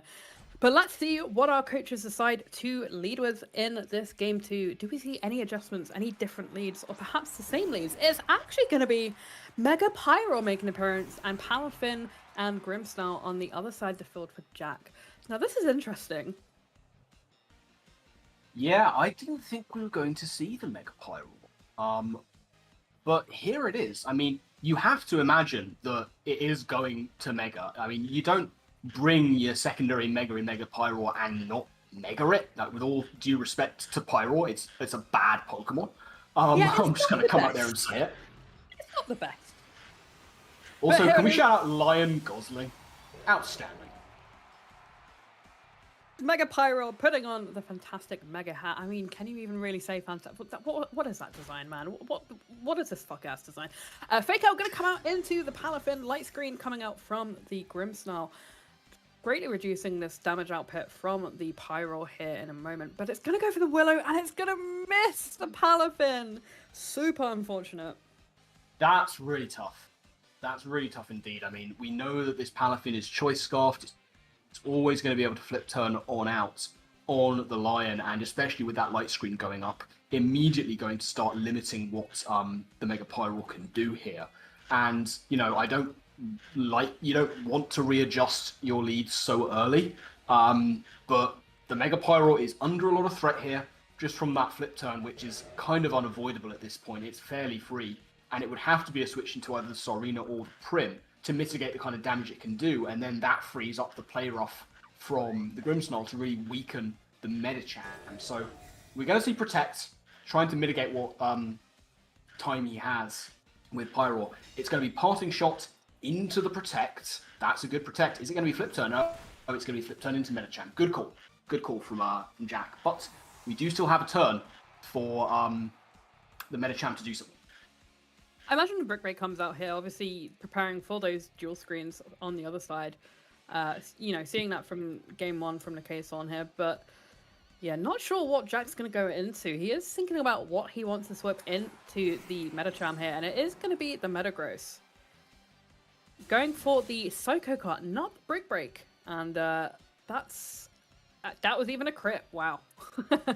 Yeah, Metagross taking that just fine. I mean, Kason, I guess feeling like he has to try and make a play here, maybe predicting that Gengar to come in on the Brick Break into that slot. Mm-hmm. But the Metagross is going to pretty much get off scot-free here. However, that Protect on Mega Pyro is particularly nice because, I mean, even with a light screen up, that Fire Main ability is going to come through, and, you know, Metagross doesn't want to take this hit. Grimmsnarl doesn't particularly want to take it, especially with follow-up from the Medicham potentially. So I actually think that Mega Pyro is in a decent spot here for Kason. Yeah, if he can take advantage of it. Weirdly, I do agree. It's Scary Face going to come out from the Grimmsnarl. An interesting tech. I guess he doesn't want to miss T-Wave. Fuck T-Wave, I guess. And Brick Break going to be destroying those screens, taking the Grimmsnarl down to about half health. I mean, this overheat is about... Oh my goodness. Okay, Body Press coming up. Not quite doing as much damage to the Pyro as I thought it would have done. And Sunny Day is going to come out. This is an You know, interesting Pyro set. out of all of the moves this Pyro could have clicked, that was not on my radar. Are we potentially seeing a physically defensive Mega Pyro? Because that body press really didn't do any damage. Well, I think I've spoken to Kaysor and seen other people talk about this as well. With that Fire main ability, you only really need Fire stat, because even things that resist it are not taking it favorably. And, you know, he doesn't have a resistance out on the field here, so having Protect Willow and then the Sunny Day to set yourself up is a really nice idea, but he wasn't anticipating, I think, that scary face coming through. That could really hinder what he's planning to do here. He's going to have to try and play around that, and he is. He's going to withdraw. That's the correct play to make in this scenario, and it is going to be the Primarina who comes in. Light Screen going to come up from the Grimmsnarl. What do we see the other two Pokemon do? It is going to be Brick Break. He's not letting those screens go up. He is flatly refusing. He's not having any of it, and I respect it. As you see Body Press come in on Prim, that's going to do absolutely nothing. Now, Prim in here... Are we going to see a What do you Weather Ball come out? Do we think we're going to see a Weather Ball from the Primarina to take out this Metagross here? Because, you know, Sunny Day is a great bring to kind of mitigate the Palafin's damage output, but also, what is going to be taking advantage of it here? Is it going to be like a Solar Blade Serena? Is it going to be Weather Ball on this guy? I'm curious. I want to see a pack in the Weather Ball. Show me the Weather Ball, Kason. Do it. I'm curious. I'm curious as well. I'm gonna throw out an option here. I wonder if this Primarina is even packing any Water Stab, because Water from a special attacker doesn't look good into Jack's team on the offensive side. Yeah, We're gonna see Parting Shot. Point. I think we could just be seeing Alluring Voice, Shadow Ball, Weather Ball, like you say, and maybe even a Protect. But it's gonna have that special attack mitigated, and it is going to be the Gengar who comes in here. Has Kason called this? He has not. This time, Jack is going to get it right. We're going to see that Shadow Ball come through, but it is at -1. It's not even going to take Metagross into that Citrus range, and now Metagross can start doing some damage with the Psychic Fangs. That's a big old hit into the Primarina. That's a big hit into Prim, like you say, and now it's got a Mega Gengar to worry about. Gengar looking like, you know, a fantastic threat for Jack here against Kason, especially with the, I mean, Light Screen's not even up. I'm just chatting shit at this point. But yeah, Gengar is in a fantastic position. Even with a Cabia Berry, like, you'd think it would kill Prim from this range. Yeah, I'd have to agree. Jack's actually played this one very nicely. He's both played around the moves that the Medicham has gone for, and subsequently kind of just ignored it. He's focused hard on the left side of his opponent's offense here, between the Mega Pyro and the Prim, because looking at what he's got, I don't know that he overly fears the Medicham. So its best use is going to be Fake Out, and Kason realizes that. He's going to get out of there, go back into the Mega Pyro, who's going to take the Shadow Ball. What a play. Brilliant move. And it's going to be a Shadow Ball of his own into the Metagross. This is actually probably going to put Metagross at a net gain from that Citrus Berry. And is it just going to be another Psychic Fangs into the Prim slot? It's going to be a Psychic Fangs into the Lion, who just about takes it, but I have to think that Gengar's going to Mega up and start clicking Sludge Wave here, like you say. Oh, yes. Yeah, no, Gengar, I mean, the fact that he didn't Mega on this turn is surprising. Makes me think that Straps in the back, but it's not. We've seen all 4 months. So, Jack, why didn't you Mega last turn, huh? Well, what are we doing, son? I wonder, does Arena trap your own partner Pokemon? Because that might have been... No. Well, there you go. I see no reason. Jack's... Jack is a filthy casual. Well, we already knew that. Well, yeah, no, you're right. Will we see a Sucker Punch from the Pyro? I don't know what. I can't imagine that's the last move. No, you wouldn't think so, but it would be funny. So it is going to be the Mega on the Gengar. Are we going to see the double KO with Sludge Wave? Is there going to be any protection shenanigans going on? You have to think this is going to be the fastest thing on the field. And it is going to be Sludge Bomb, though, and that is going to be the end of Mega Pyro. 07's in chat for Mega Pyro. Sorry. Yeah, but it's going to be a Shadow Ball into the Gengar, but at -1 from the parting shot, that's not going to be doing a whole huge amount of damage Psychic Fangs, that'll do considerably more.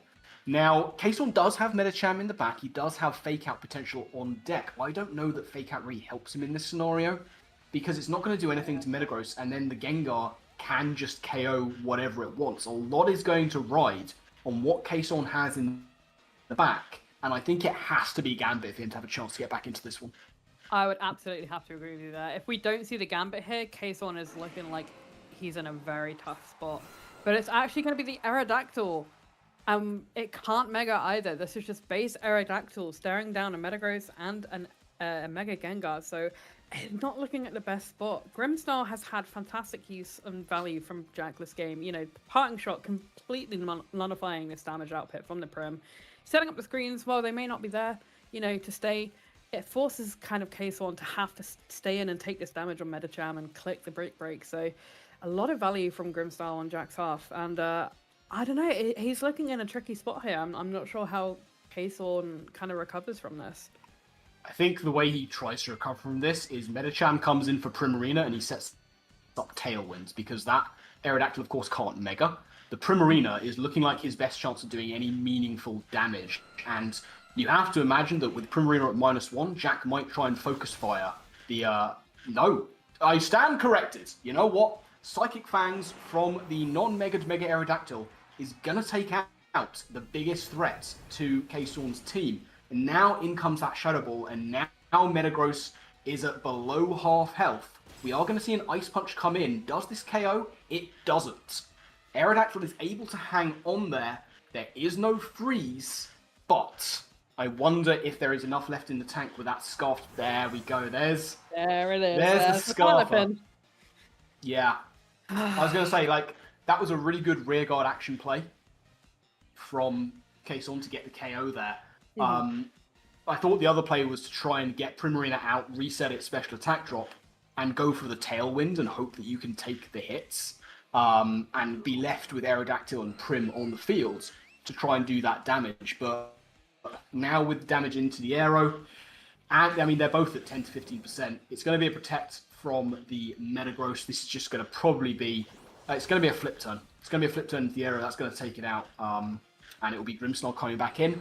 We have to assume there's a Shadow Ball going into that Metagross, and that is going to be basically a free turn for Jack here. I would have to agree, yeah. Kason is in a really tough spot. Jack just positioned himself really well in this beginning of the game, but that's actually going to be an alluring voice coming out into the Grimmsnarl slot. So, fuck us, I guess. Grimmsnarl's going to go down. Protect worthless on this Metagross this turn. So Kason, he's fighting back. Bless him, he's trying his best. You know what, Medicham Primarina, maybe that's all he needs to come back from this. But with a full HP Palafin online, I don't know, it's not looking great. It's not looking great, but the Metagross is at low enough health. It doesn't have Protect online anymore, and there is a Fake Out possibility from the Medicham. There is Fake Outs into the Palafin. There is no Protect for the Metagross, which, as we've seen, it looks like that Primarina consistently outspeeds. And it is going to be that play. It's Fake Out, big damage into the Palafin. We are going to see the Shadow Ball come in on the Metagross. Is it enough? No, it's not quite enough to take it out. It's not quite enough. Kason obviously gunning for that 2v1. It was the right play. That was the right play to make. Absolutely. Either play for the crit or the roll there, but he doesn't quite get it and means it's just Medicham versus the world. Obviously gunning for that 2v1 situation versus the Palafin, but not quite enough to take out that Metagross. And now it's just Medicham versus the world. Yeah, it's going to be a feint. He's going to try and look to get that huge power KO, but Metagross is too tanky to let that bother it too much. And we are going to see that Scarfed Wave Crash. This should take it out. And it most certainly does. Medicham's going to go down, and the curse of the 2-0s is in fact going to continue. Mainly so it's because another Jack's 2-0 victory. He's a filthy coward. Yeah, Jack going against the gentleman's agreement made to take this to a game 3, but Jack with a very hard-fought win. I mean, excellent tech on Kason's part. I think he played as far as he could to his outs there. In a very, very difficult situation. That was so back and forth. It was very back and forth, yeah. If I may be so bold, Jack did try and throw that game too. Firstly, he didn't mega his Gengar on the first turn, but Yeah, more not sure why. importantly, with the light screen up, he scary faced the fastest mon on the field that was a special attacker. As the brick break came through, if K-Sword had clicked Heat Wave on that turn, I think both mons may have dropped on Jack's side, because the light screen would have been gone. And there was a Metagross to the Yeah, Grims I now mean, out. that is true. I mean, obviously the Sunny Day came through instead. The thought was that I can get the most possible damage out of this Pyro. That's the best thing, and the Scary Face worked. But I would say that had K-Storm clicked Heat Wave on that turn, Jack would have kept up to his end of the bargain and thrown that one. Maybe. I mean, we'll have to ask Jack when he comes back, which I think he is going to do. Kason may do. I think Kason's commentary is done for the night, but he might come in to have a little word with us once our coaches, presumably live comming, have done their sort of video wrap-ups. And we do indeed have the Don Fanatic coming in. Hello. How to talk us through it, because we were saying at the time, so back and forth. In fact, we have both of our coaches. But yeah, great game, gents. What a fantastic match. The Pyro Will-O-Wisp was not expected, and I got very lucky missing that game Kason go? too. In case on the I stage. think He'd say, actually, you know what? I don't yeah. want to. But no. Oh, he's back. oh, here he is. He's back. Oh, there He's he back. is. I'm gonna drop. Well, sorry about that. Welcome. Welcome. So, Top had a few of stuff to say first. Go for it. I was just gonna say, well, what I said was I was not expecting Will-O-Wisp on Pyro. Do you know what I was genuinely most scared for that he didn't bring, and that was Spiritomb. Spiritomb? Yeah, it was the Yeah. 7th mon. Yeah, I thought about it. Because it shuts down. I have so many physical attackers. I know Will-O-Wisp is coming, right? Yep. And my only special attacker, like, that I brought was Gengar, and Gengar does not want to stand against the Spiritomb. For sure. So when I didn't see it, I was like, wow. I pretty much expected what you brought apart from Medicham. I didn't think you'd bring Medicham. Yeah. So I did a couple mocks with my buddy, and there were 7 mons that felt like could come. It was the 6 that I brought plus Spiritomb. I kind of wanted to fit Spiritomb in there, but depending on like what mons you brought, I kind of wanted a good special attacker. Because aside from like Serena, parting shot spam into like Intimidate with Staraptor was kind of annoying. Yeah, so I changed the set slightly on Pyroar because the only attacking move I had was Heat Wave, because I was like, well, that's all I really need to click. Like, I thought about bringing Overheat, which, you know, would have been fine, but Sunny Day was there, actually, ironically, for, I mean, obviously for Palafin, what is one huge thing. I did not have any sort of, like, Weather Ball text, but to deny Palafin damage, plus, I mean, just make Pyroar hit really, really hard. Ironically, the set I was really afraid of was something you brought. My mock partner was like, I don't think it's that good. He ran it one time, and I did fine against it, but it was Scarf Palafin. I was actually really worried about that. So I Scarf Palafin was a very last-minute change for me. I thought it made a I did it ton of this sense. afternoon.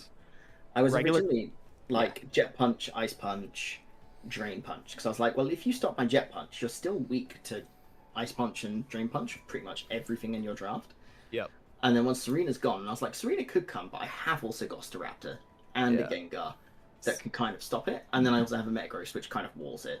So I was like, I'm pretty comfortable that if Serena comes, I can still do something. But then I kind of looked again, and I was like, oh, wait, you only have Serena and Primarina as water resists, and they still take nearly 50% from Wave Crash. Yeah. So I was like, okay, So- I'll just be Choice Scarf. Yeah. So, I mean, the Will-O-Wisp misses whatever. Like, that stuff happens. Game 1 is actually where I'm really kicking myself, not Game 2.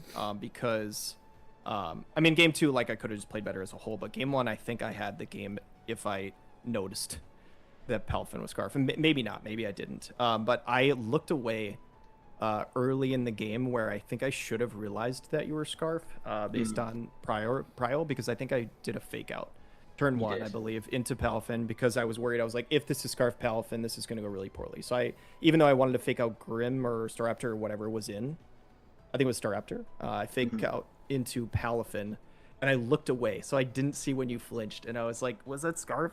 I was so pissed at myself, because then at the end game, if I knew you were Scarf, I would definitely not have went for Feint onto Staraptor. I would have went fake out into whatever other damage I had, which might have been the difference based off wave crash recoil.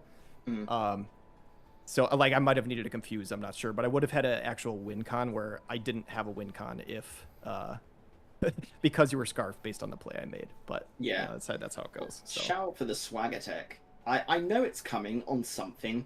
I just didn't even consider it on Mega Arrow because I was just like, oh, Mega Arrow could just run dual wing beat, rock slide and a coverage move and probably just shaft me. But yeah, I didn't expect the swagger. And then I got hit I know they lowered the confusion rate, but I hit twice back to back. I was quite salty about that, but I can't be now because I'm obviously the Will-O-Wisp miss. But yeah, Scarf Palafin was a very last minute thing I did this afternoon on the journey home.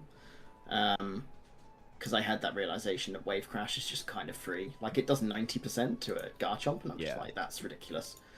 In hindsight, like, what I probably should have just done turn 1 is fake out, on game 2 is just fake out Sunny Day, because that's a safe play, because it can't miss. But I was like, I don't know if I'll be able to keep Sun up the whole game, because you just, it seemed like you played a very bulky team this week. So I was like, I don't know if I'm going to be able to make it through those turns. So I felt like if I got a wisp off, I was like, if I get a wisp off on something, your team is mostly physical. I was like, I don't see you switching in Gengar here. You'll look at my AVs and think, damn, this man has no life, because they are very random. I very nearly have one in every stat for a Metagross, but not quite. I actually have one in every stat apart from one for Grimmsnarl, because I was trying to speed creep your Prim with it. Yeah. I can't remember if it did or not now, but I'm really curious on your EVs on the Gengar. I was stunned that I outsped you with Aerodactyl at the end. I thought for sure you'd outspeed me because I was adamant. And I thought, like, so with Mega, I outspeed everything, but I didn't think I would outspeed you. I can't remember what I was trying to outspeed. But as soon as so I was very lucky with Metagross because I think, I think with the speed you had in Mega Pyro, you would have hit 179 speed, assuming you speed crept my max speed Staraptor. And my Metagross, after a Scary Face, would have effectively hit 180 speed against you. So I was one speed faster, if that was correct. And I was praying, because I was just sitting here thinking, I'm just going to get Heat Wave to the face and get absolutely rolled. Sure. Luckily, I didn't. Yeah. You were... So you know what? In part of my mind, I was like, is he going to be a defensive Pyro? Yeah, I had a decent amount of bulk. I live an Adamant Wave Crash from Baby Palafin, and I live an... I believe Adamant Mystic Water Jet Punch from regular, I believe. See, I had close combat in case you brought Sun, and for Gambit anyway. You are Metal Burst King Gambit. I sure am. Why I didn't did get you to not pull bring it out. King Gambit? That is. I thought there was a chance you wouldn't bring Staraptor game 2. So like I probably could have. It would have been fine. It probably would have helped a little bit, but. I don't know, it was just a weird spot because like Defiant is nice, like into the Intimidate, but you really most times don't want to be in on it. And it's kind of like a one-time use. Like if you protect when I Metal Burst, then it's kind of like, okay, well, that tech doesn't work anymore. So I was hoping to pull it out game 3. Like if we made it past game 2, I was planning on bringing but I really wanted to try Pyroar. And I knew not Mega Aerodactyl in the back was probably a bad call, but I was just really worried about not having Tailwind when I saw Scarf Palafin. Like Scarf Palafin changes like everything about this. I'm looking at your team, and you're very much like Destroyer. You really prep for Staraptor. Yeah. Like mega. You've got Swagger on Aero, Swagger on Serena, Haze on Prim. Yeah. I basically, my tool was like throw a tech on every Mon to deal with the Staraptor because it's a Mon that like you have to, like you can't like get going, you know. So. Yeah, absolutely. Which is why I had Scary Face because I knew if I could get either Pyro slow or Staraptor fast, and eliminate the chance of like Pyro going crazy, then I'd be in a really good spot because you'd be down Pyro, I'd be a mega fast Raptor. Yeah, I mean, like, I did mention this after the game. There was one situation in game 2 where the light screen was up and you decided to Scary Face the Pyro whilst the Medicham Brick Breaked your screen away. If Case would have gone for a Heat Wave on that turn, I think both your Mons died because you Scary Faced into the Pyro.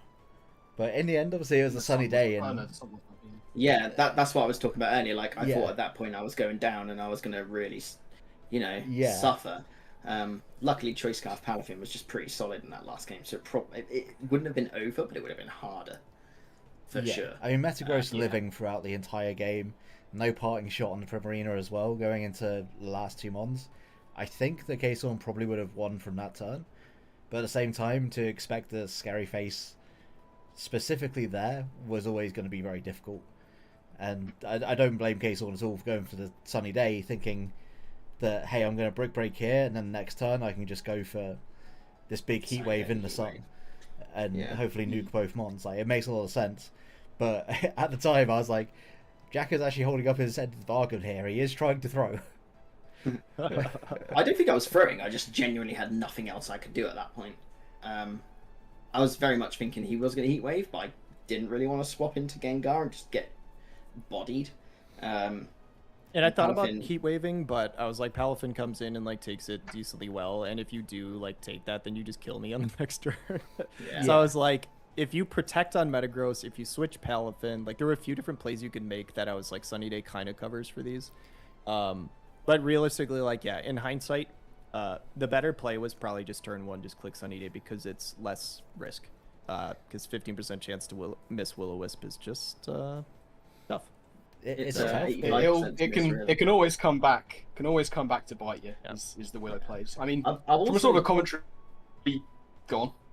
No, go on, you carry on. I was gonna say, like, from a commentary perspective, we were saying at the start of that, my worry was like, the longer this game goes on, the better it is for Jack and the worse it is for Kason. Like, he has to play quickly here, because Jack just has one of those teams where, like, these ones will take hits and they will hit back hard, and the longer this game goes on, the better it looks for Palafin getting itself activated, the better it looks for Staraptor getting itself set up. So there were lots of times in that game where we were like, it's going on for a while. Kason's in a bad position. How does he rescue himself from this? And then the next turn, be like, oh, that's how, with this ridiculously unexpected thing, and amazing switches round. Like, the amount of time that Metachan was able to come in on 12% for free and get Fake Out back on deck to, like, get yourself back into position was excellently well played. Like, it felt, and I'm sure you would probably agree with this, like, there were a lot of times you did feel on the back foot, and then were able to bring yourself back into it with something unexpected, and like turn the game on its head, which was awesome to watch. Game 2 felt like I was losing the whole time. Game 1, I actually feel really good about how I played it for the most part. I Game wish 1, I I had one thought or I'd two lost. turns back. I'll be honest, I thought I had lost game 1. I genuinely think like the only thing I wish I had back was game 1 was if I was just looking at my screen early and realized it was Scarf Palafin. I was gonna say think that, I might like, have been able to pull that out, but I missed it. So. If I had £1 for every time Kason has missed a Pokemon being scarfed this stream, I'd have £2, which isn't a lot, but it's weird that it's happened twice. I also just want to add, like, 2 things. If you were 2 speed more on Serena, so max speed, you'd have actually speed tied with my Palafin. And also, wow. Scope Lens Medicham. Yes, sir. Yeah, so basically, I mean, just a thought is like if you just get CCs up. I didn't want to risk a Zen Headbutt Misc, and Psycho Cut with Scope Lens is 50% chance to crit. So even if you have like +3 defense on Staraptor, like if I just get a 50% roll, that thing's toast. Yeah. So. Plus the screen Yeah, I potentially think being up as well. It makes sense. Yeah, I know we've taken a long time, so I won't take any longer. Just the last thing I was going to say real quick is like the number one thing I think I had a tough time prepping your team like for was like every mon needed 4 moves. Like it was so hard for me to fit Protect. Like you can see my pace. I only have 1 Pokemon with Protect, and I don't like that, but I felt a lot of those things were like necessary. So it was it was tough. No, that's fair. I really struggled. Like I have to say, like I felt a lot more confident building for week 1 than for week 2. Me too. Just because I felt like it was just a harder matchup. But Palafin out here beating the fraud allegations. Yeah. I think that's 7 kills for it now this season already. So Gunk Nice. in shambles somewhere in a ditch, maybe. I don't know, but You yeah, played great. I'm really happy. My mocks There's went a lot lots of better than changes. this did, so you did a phenomenal job. Yeah, and I'm just looking like I didn't bring Snorlax. I nearly had Facade on it again, and I feel like Facade is going to be a reoccurrence on Snorlax because it's just going to be my Will-O-Wisp sponge. But I literally only bought that purely because of Pyro. Like there was nothing else. And Metagross was a last-minute addition this afternoon. I originally had Gliscor. Like, oh, Gliscor just kind of shuts down Garchomp, and really takes on the Gambit well. But I was just kind of sitting here thinking, damn, Primarina is just a problem. So that's kind of why I put Metagross on there. And it was a very bulky, specially defensive Metagross, and I think that was kind of the saving grace. I didn't even really think I was going to bring Metagross when I even brought the 6 in, but then I'm really glad it did what it needed to do. Yeah, it was really solid for you. But we will have to move on to our next matchup and final one for the night. GG's to both of you. Thank you for joining us on commentary and also for joining us in pre-match discussion, K-Sawn. And I know Jack will be sticking around to commentate this last game. But yeah, really well played from both of you. And yeah, thank you. GG's. I'm going to quickly go grab a drink. I need a Red Bull to try and keep me awake for another 3 hours. To see the kickoff of the football. I was about to say, this game will not be 3 hours long, but then I realised the England game is on at 1 a.m. So yeah, it makes sense. But all right, guys, I'm gonna head out. Thanks for having me. Appreciate it. Yeah, nice seeing you. Thanks for joining us. We'll speak later. I need to see the results. You do need to do the results. However, you go and do whatever you need to do. Dave is doing his business as well. So yeah, going into our last game, we have got Standard VR and Matrix. Matrix did play on the last stream, was unfortunately unable to win, got very unlucky, so we'll be hoping for a return in fortune, hopefully, in this game against Standard VR, who has got the absolute most redirection I think you could potentially get in a team. There is the Follow Me mouse hold. There is the ally switch as well. There's a lot of potential utility on this team. But I will wait for Dave to get back to have a discussion about this matchup, because I have not looked at this beyond it just being on the screen now. So, but just on paper, the rain mode could be really difficult with the Whimsicott and Mega Blastoise around. Appleton could potentially show up, but looking at VR's team, again, similar to Gert's last week, the electric type is not the strongest, so maybe we see an Ampharos turn up, but that Corviknight could be incredibly difficult to break down. Ceruledge doesn't really want to face the rain, so yeah, it can be very interesting to see how VR intends to try and dismantle this Corviknight. But we said that last week.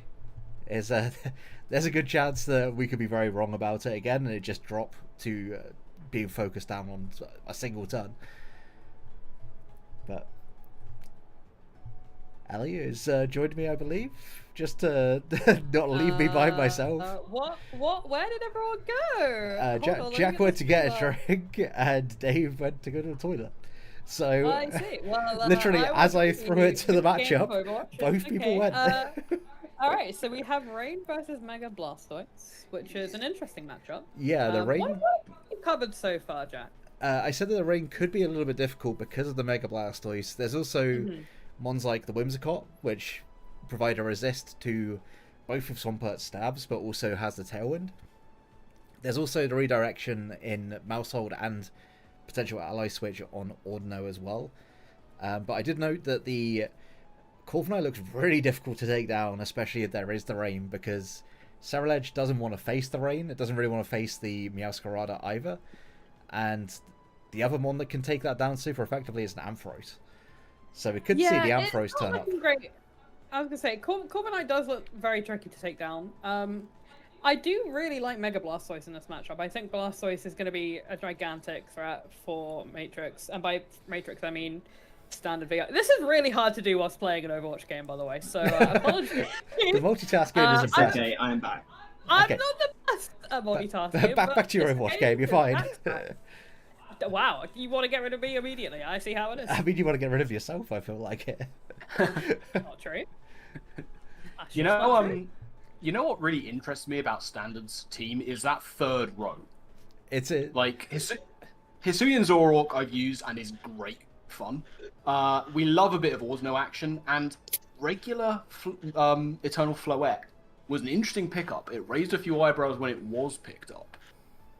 So I'm interested to see if that can do anything here. I don't know if this is the matchup for it, but it's an interesting one for sure. I do agree that this Mega Blastoise can really take advantage of some scenarios here.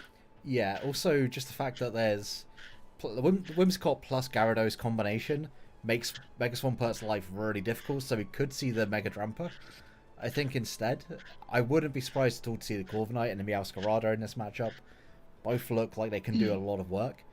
And I also would be surprised to see something like the Aromatisse maybe to try and get a Trick Room up. Though, arguably the speed tiers are fairly even. Just avoiding things like Tailwind on standard side or the Shell Smash on Blastoise will be really, really helpful for Matrix plan, because a lot of his slower mons look better in this matchup, just in my opinion. Yeah, no, I have to agree with that. I think Trick Room could be a really big part of the plan. Do we think? I mean, it's easy to say when you see like a Pelipper Rain team plus Corviknight, for example, and a few of these slower mons that might want to Trick Room on Matrix's side. Seems a little bit less likely. Do we think Ampharos has a place in this match? That's what I said. I think the Corviknight is going to be such a problem for VR that I wouldn't be surprised if the Ampharos turns up, especially if you've got relatively good answers to the Mega Swampert. That's the big like central force on that team that's stopping the Ampharos. So it very well could be a bit of a pivotal mon on VR's team, which is not something I thought I would say going into any matchup. Is there anything that gets Weatherball on VR's team? Because like I would I'm say wondering if it's, like, yes. Sunny day on Whimsicott, for example, into like Weatherball tech on something into Corviknight could be quite fun. Yeah, I know that Mega Blastoise does get Weatherball. I think maybe Hisuian Zoroark does as well. There's a strong Definitely chance gets that Terrain Pulse. Appleton gets it.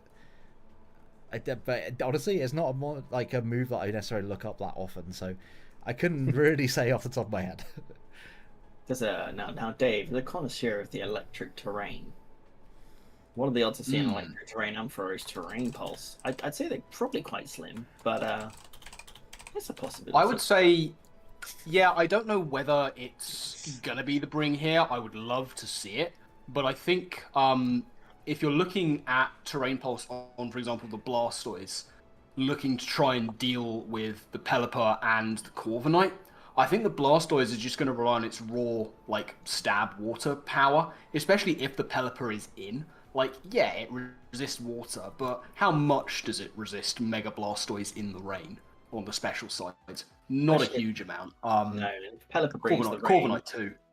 Yeah, if Pelipper brings the rain and Whimsicott just clicks Tailwind turn 1 into Water Spout, I'm looking at what there is. I think the only thing that probably takes that is Dramper. Yeah, there's not many that want to take that. I mean, things will take it, they just won't take it well. Like, the Dramper will take it fine, but like Aromatisse, even like Electros, the Meowstic, things like that, like they'll take that hit, but they won't enjoy doing it. There is also, of course, the possibility of Wide Guard on the Conk. It does get it. Again, Conk into this matchup, it's an option. There are certain things that it just really doesn't enjoy, most notably that Gyarados that looks like it kind of has to come here. But even then, rock coverage can do a good amount into it. I don't know that there's... Yeah, and I don't know that there's any Wide Guard on Standards team, so it could be Rock Slide. It could, like you say, be the Thunder Punch coming through. Yeah, it's a difficult one to call here in terms of like guaranteed 6 mons to come on either side.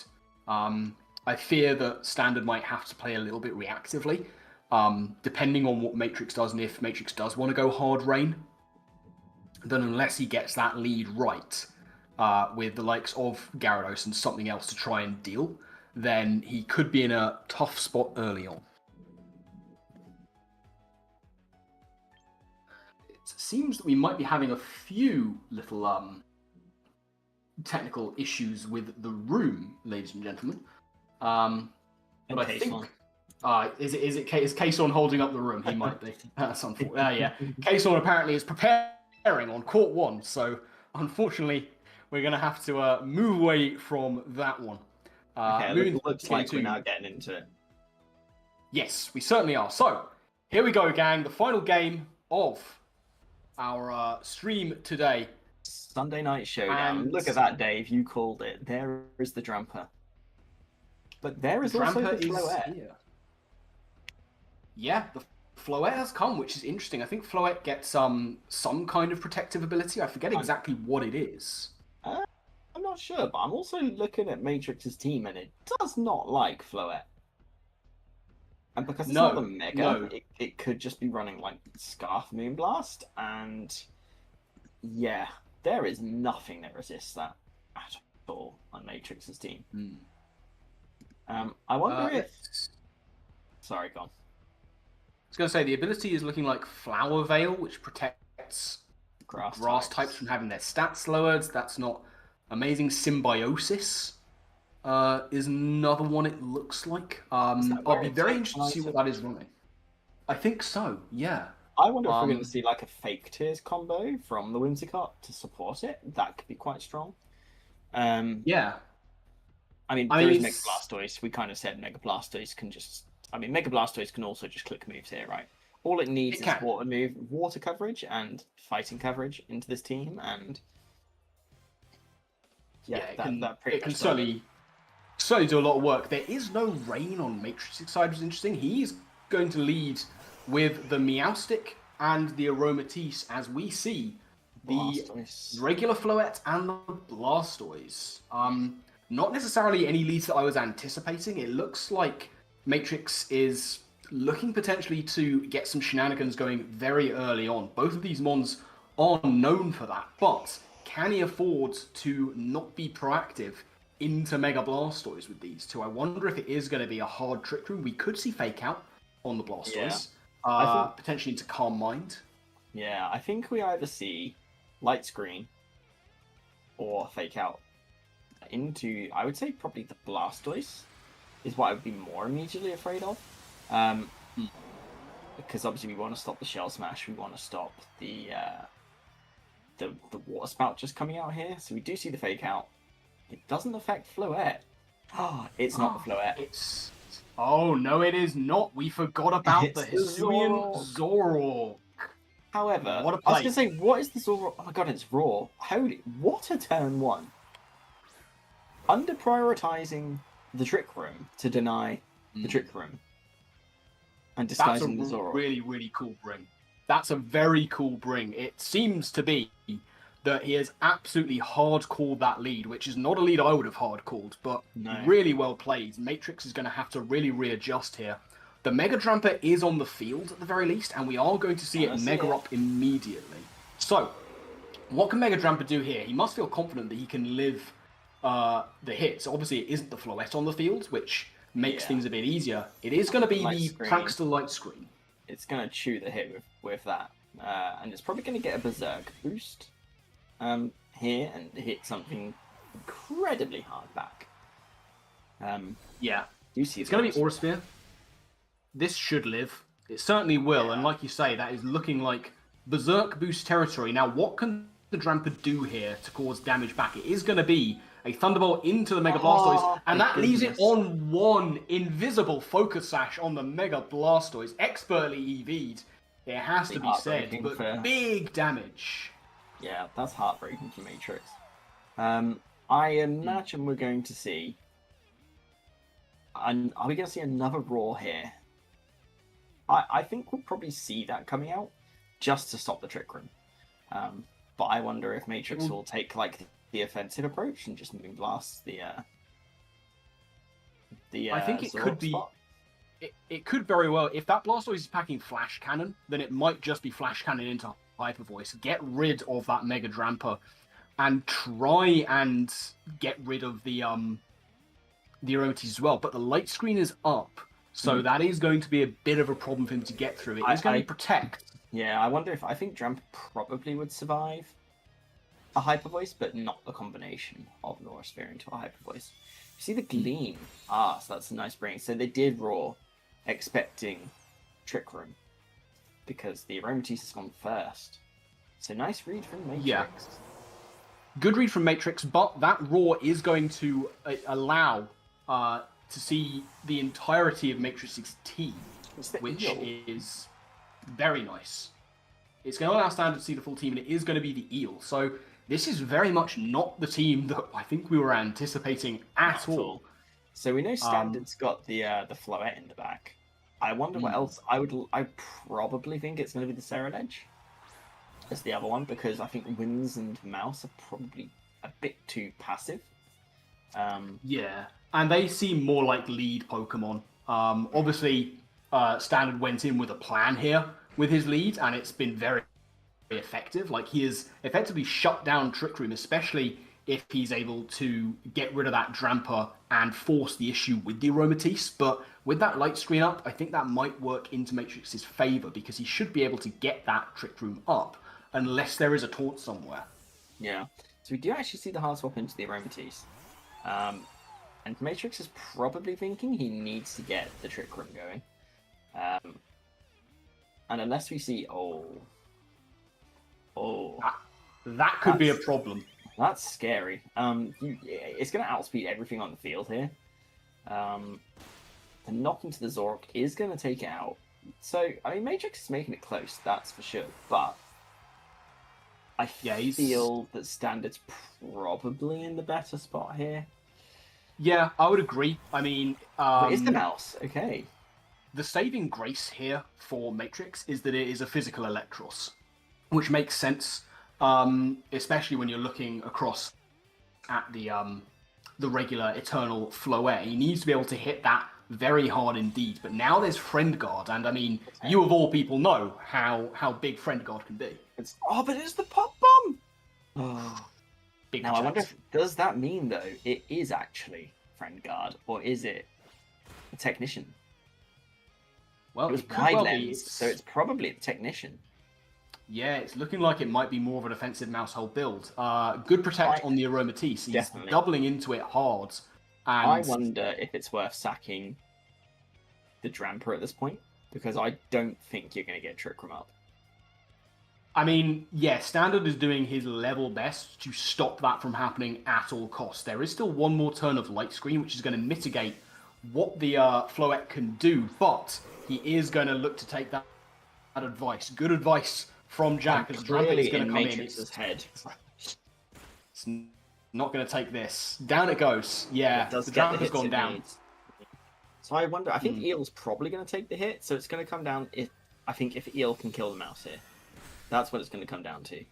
The Light Screen coming in clutch. There's the Citrus. Nice. Yeah. Thunderbolt. Oh, so it's back mixed. To just under half. It's mixed. Doesn't take out the Mouse. No. So actually, and now, I wonder if obviously, like a Drain Punch or something would have done it instead.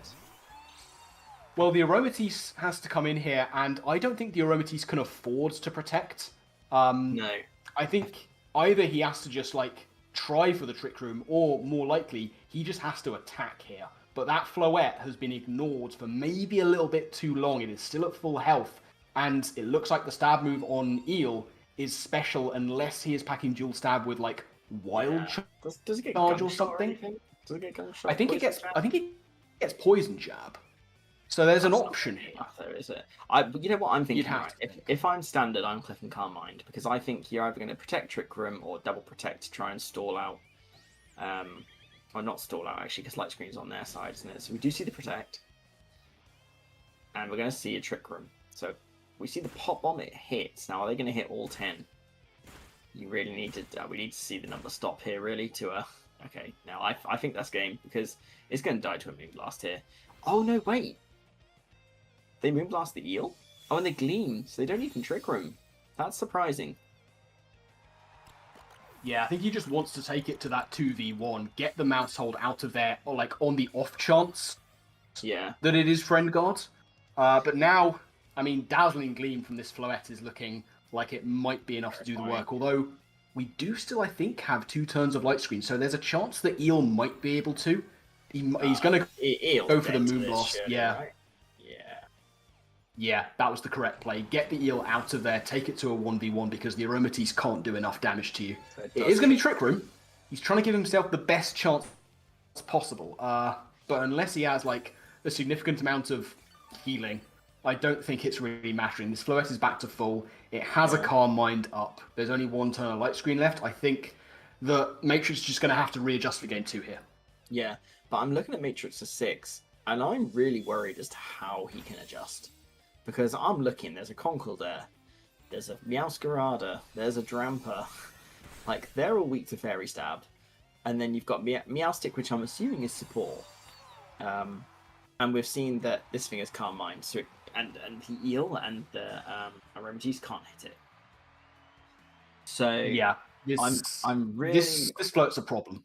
Yeah, this float is a major problem, and I think Standard knows that, and it's probably if I was Standard, I'd just run it back.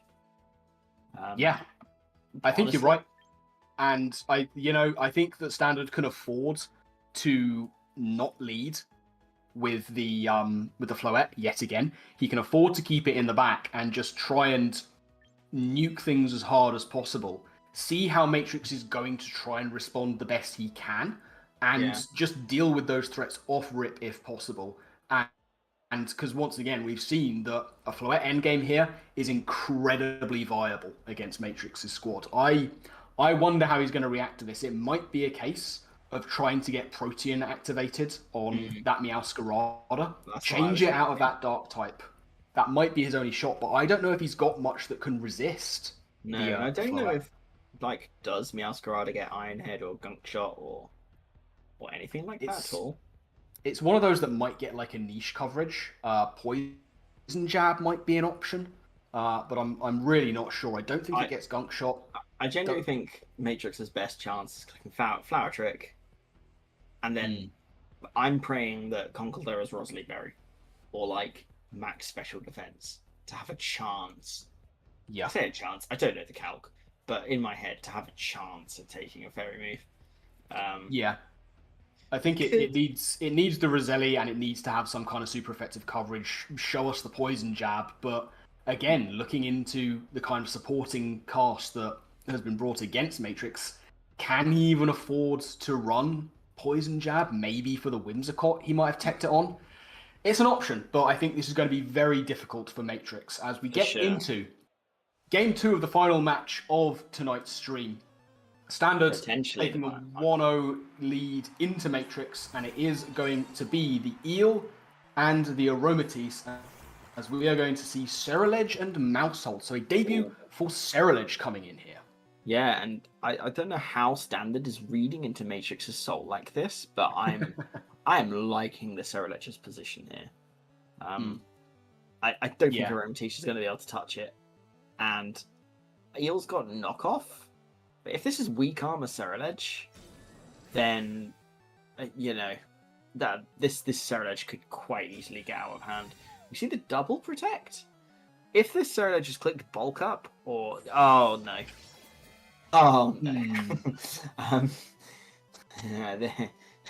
and this mouse has got he really does not want Trick Room. This I just it's have looking to say, like that's this is the incredible prep. Yeah, it's looking like that's the Zoroark once again, which shows that there is that mouse in the back. But this Ceruledge is now at +2 from the Sword Stance. And like you say, there is no stab knockoff here outside of the potential Meowscarada. We see Conkeldurr come in, which can pack it. But like you say, like a non-stab knockoff, it's not KOing Ceruledge very often. No. And that could really be a problem if it is indeed weak armor. It doesn't look like there'd be any reason to run Flash Fire. No. So we have to assume that it is weak armor, and with the Trick Room Mon off the field, that is going to be a real problem. As we see the Hyper Voice, so Zoroark confirmed. That does so much. I wonder if you're going for the Conk, or you go for the Eel.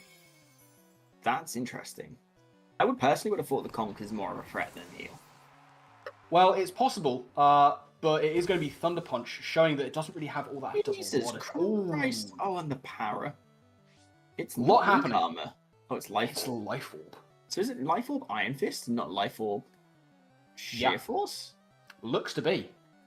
Just going in hard with the Conkeldurr. I mean, if you were going to try and get around that Floette, that's one of the ways you can do it. I mean, that is a very powerful Conkeldurr, but once again, it really, really needs that Trick Room to function. And I worry that if the Aromatisse comes in, that Zoroark disguised is just keeping on clicking Raw. He doesn't need to do anything else, because it means that the Conkeldurr has to focus fire onto it to stop it from doing that. We know that it's focus sash, and then that leaves Cereledge open. So Matrix is in a very precarious position despite the power on that Cereledge.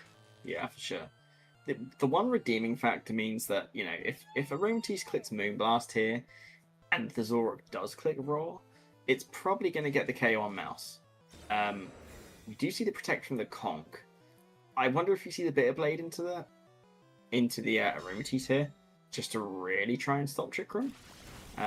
Because there's no Raw, I'm kind of anticipating that is the case. Oh, the Paralysis though. Oh, and he gleams. Didn't go for the Trick Room. That, I wonder if that's going to come back to bite, because that could well have been the opportunity. For sure. But I think knowing that it's the Zorok has put him off a little bit. It's mind games. But is the Paralysis actually helping in that case? Are you now slower than the Conk? Or is it now you lose a quarter of speed now, don't you? Yeah, I guess we'll see. I mean, this Conk will be built for the Trick Room very clearly. Looking like Cereledge probably isn't. So I don't know. There's every chance that that the Paralysis might not come into effect if Trick Room is able to go up. But again, Standard has put Matrix in this position where it's very difficult to click Trick Room, and the Zorok can just spam Hyper Voice. You'd have to imagine this attack is going into the Aromatisse, who has protected. Oh, it's a double paralysis. It's going to go Thunder down to Punch life to take it out. But that's a huge turn. Yeah, that's been really helpful. The Clayman is going to go down. A big threat gone. But now we're going to see who that final member is on Matrix's side. But we know that there is a mouse hold in the back. We don't know who that fourth Mon is. I wonder if he's going to try and keep it secret. Just send in the mouse hold. Got to be Floette. You'd have to think so. You'd have to think it's going to be the Floette, given how well it did last time. It is going to be the Meowscarada, though. Okay. This might change things. It could be. Did we see Mousehold was wide lens, right? So It was. Is there any world that Meowscarada can one-shot the mouse? I think that is what's needed here. Yeah. And then we need the Aromatisse to kill the Zorok. Then I think you have a chance. You need I think you were Meowscarada. right. I think you were right when you're saying Flower Trick is the bring here. But it's the hard switch out. It's going to be hard swap into Floette. Is this too much of a risk? Yeah, it's the Flower Trick. It's going to be Flower Trick. It had to be. Now, where is this going? Mouse. It's going into the mouse. Now, this might just KO. Not Not enough. quite. It's a Mousehold crit, able to hang on. obviously. It's a crit. Of course it is, yeah. We both said that at the same time. Pop bomb. Oh, Here comes Pop Bomb. You need a Wide low lens. roll here. The mouse, the No, power it's of not. family. The power of family. The power of family comes through. And now, what can the Aromatisse do? It is going to be the Dazzle. There was no way that they would the ever mouse clicking Trick lives. through there, and the mouse The lives. power of family twice in one turn. Yeah, I think this was is just this a is looking really like rough game. ride. Yeah. Yeah, very much so. Matrix has played well, but Standard has just prepped insanely well, and also hit all their pop bombs. Yeah, like if we see a 10 hit here, then we don't even need the 10. It's going to go down in 7 or 8. That is going to be the end of Aromatisse. 7 hits is what it takes for Standard to continue the 2-0 curse and take this one against The Matrix. stream is so genuinely cursed. I A don't little know. bit. I don't know A if little it's just bit. the stream, it's the season. There's been so many 2-0s. But that one It's a was... good I mean, Sorry, continue. yeah, that was a very tough one for Matrix. I mean, I don't think either of them necessarily bought the teams we expected, which you got to imagine there's going to be some level of not expecting it on either side of the field. But with the pressure that Floette put on, I think that Standard was very good at forcing Matrix into a position where he was reticent to click Trick Room. And it very much looked like the team was geared towards Trick Room being his thing. But showing Raw immediately on turn 1 when Trick Room was clicked, brilliant play from Standard. And it's one of those things that immediately puts doubt into your head. It's the kind of thing that, for example, we saw NetPro do very well with Aromatisse, like revealing the tech very early on Aromatisse put his opponents on edge and made them hesitant to click the moves they normally would have done. And I think that Matrix was put in that position by Standard, showing Raw so early, it makes him second guess every time he wants to click Trick Room, because is it just going to be a wasted turn? Yeah, and not to mention, like, you may say, why not just taunt or something like that? Of course, Aromatisse has the Aroma Veil, meaning it can't be taunted or encored. So realistically, Raw was like the one thing that was going to stop that Trick Room. It's just fantastic prep on VL's side. Yeah. And yeah, like, you mentioned the Floette at the start. The Floette definitely showed up and put in a lot of work. We mentioned, obviously, Mousehole being more of a utility mon. With the Population Bomb and the wide lens in this regulation, it does hit really hard, and it showed like just being able to pick up KOs even without the wide lens after it being knocked off. It still is an absolute demon offensively, and also you never know whether it's got the friend guard, whether it's got the encore and the follow me. It's a really tough mon to deal with. Yeah, and like we focused a lot on sort of what Standard was doing very well in that one. It's easy to forget that like Matrix was not making any like particularly wrong plays. Yeah, He didn't play that game badly at all. He played that game to his game plan. And you know, on any other day against a team that wasn't quite so in his head and prepped, that could have been absolutely deadly, and it could have caused a lot of headaches. I mean, we saw the potency in game 2 of that Conkelda doing a huge amount of damage. If that had been under Trick Room, that could have been very difficult for Standard to get around, but it was being able to identify very early on, I see the team you've brought, I've prepped for the team you've brought, and now I'm going to shut you down turn 1 and make you try and play in a different way. Yeah, just fantastic prep on VR's side. Kind of really calling the Trick Room angle. I guess it also does work for things like the Corviknight as well, in case that start getting out of hand, which I am still very surprised not to see a Corviknight in that matchup, but obviously that whole plan was Trick Room, and once that Trick Room plan kind of went out the window, it became very, very difficult for Matrix, and he still made it close, but when your primary game plan is just out the window, adjusting is very, very difficult, especially when everything is going to be quicker than you. Yeah, it's very difficult when that primary game plan is so much of the game plan as well, and it's a very fair thing to go into a game where you're thinking, this is what I'm committing to. And yet, the Masquerada was there. Obviously, that's kind of your make weight if you want to start using your other ones in more of a supporting role, then Masquerada can shine.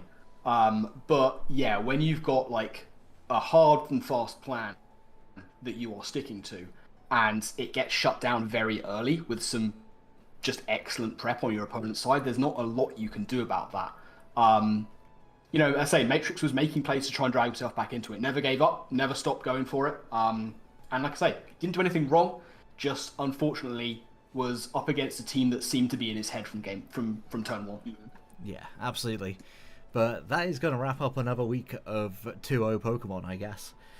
We will see a Game 3 at some point during this season, I hope. But alas, this is not the week for it. Sure isn't. And yeah, once again, I'd like to thank my commentary team. Thank you to Ellie, to Kason, to Shroomraver, and to the Don Fanatic for their commentary. Thank you to all the coaches for playing. And obviously thank you to everyone who came out and viewed the stream.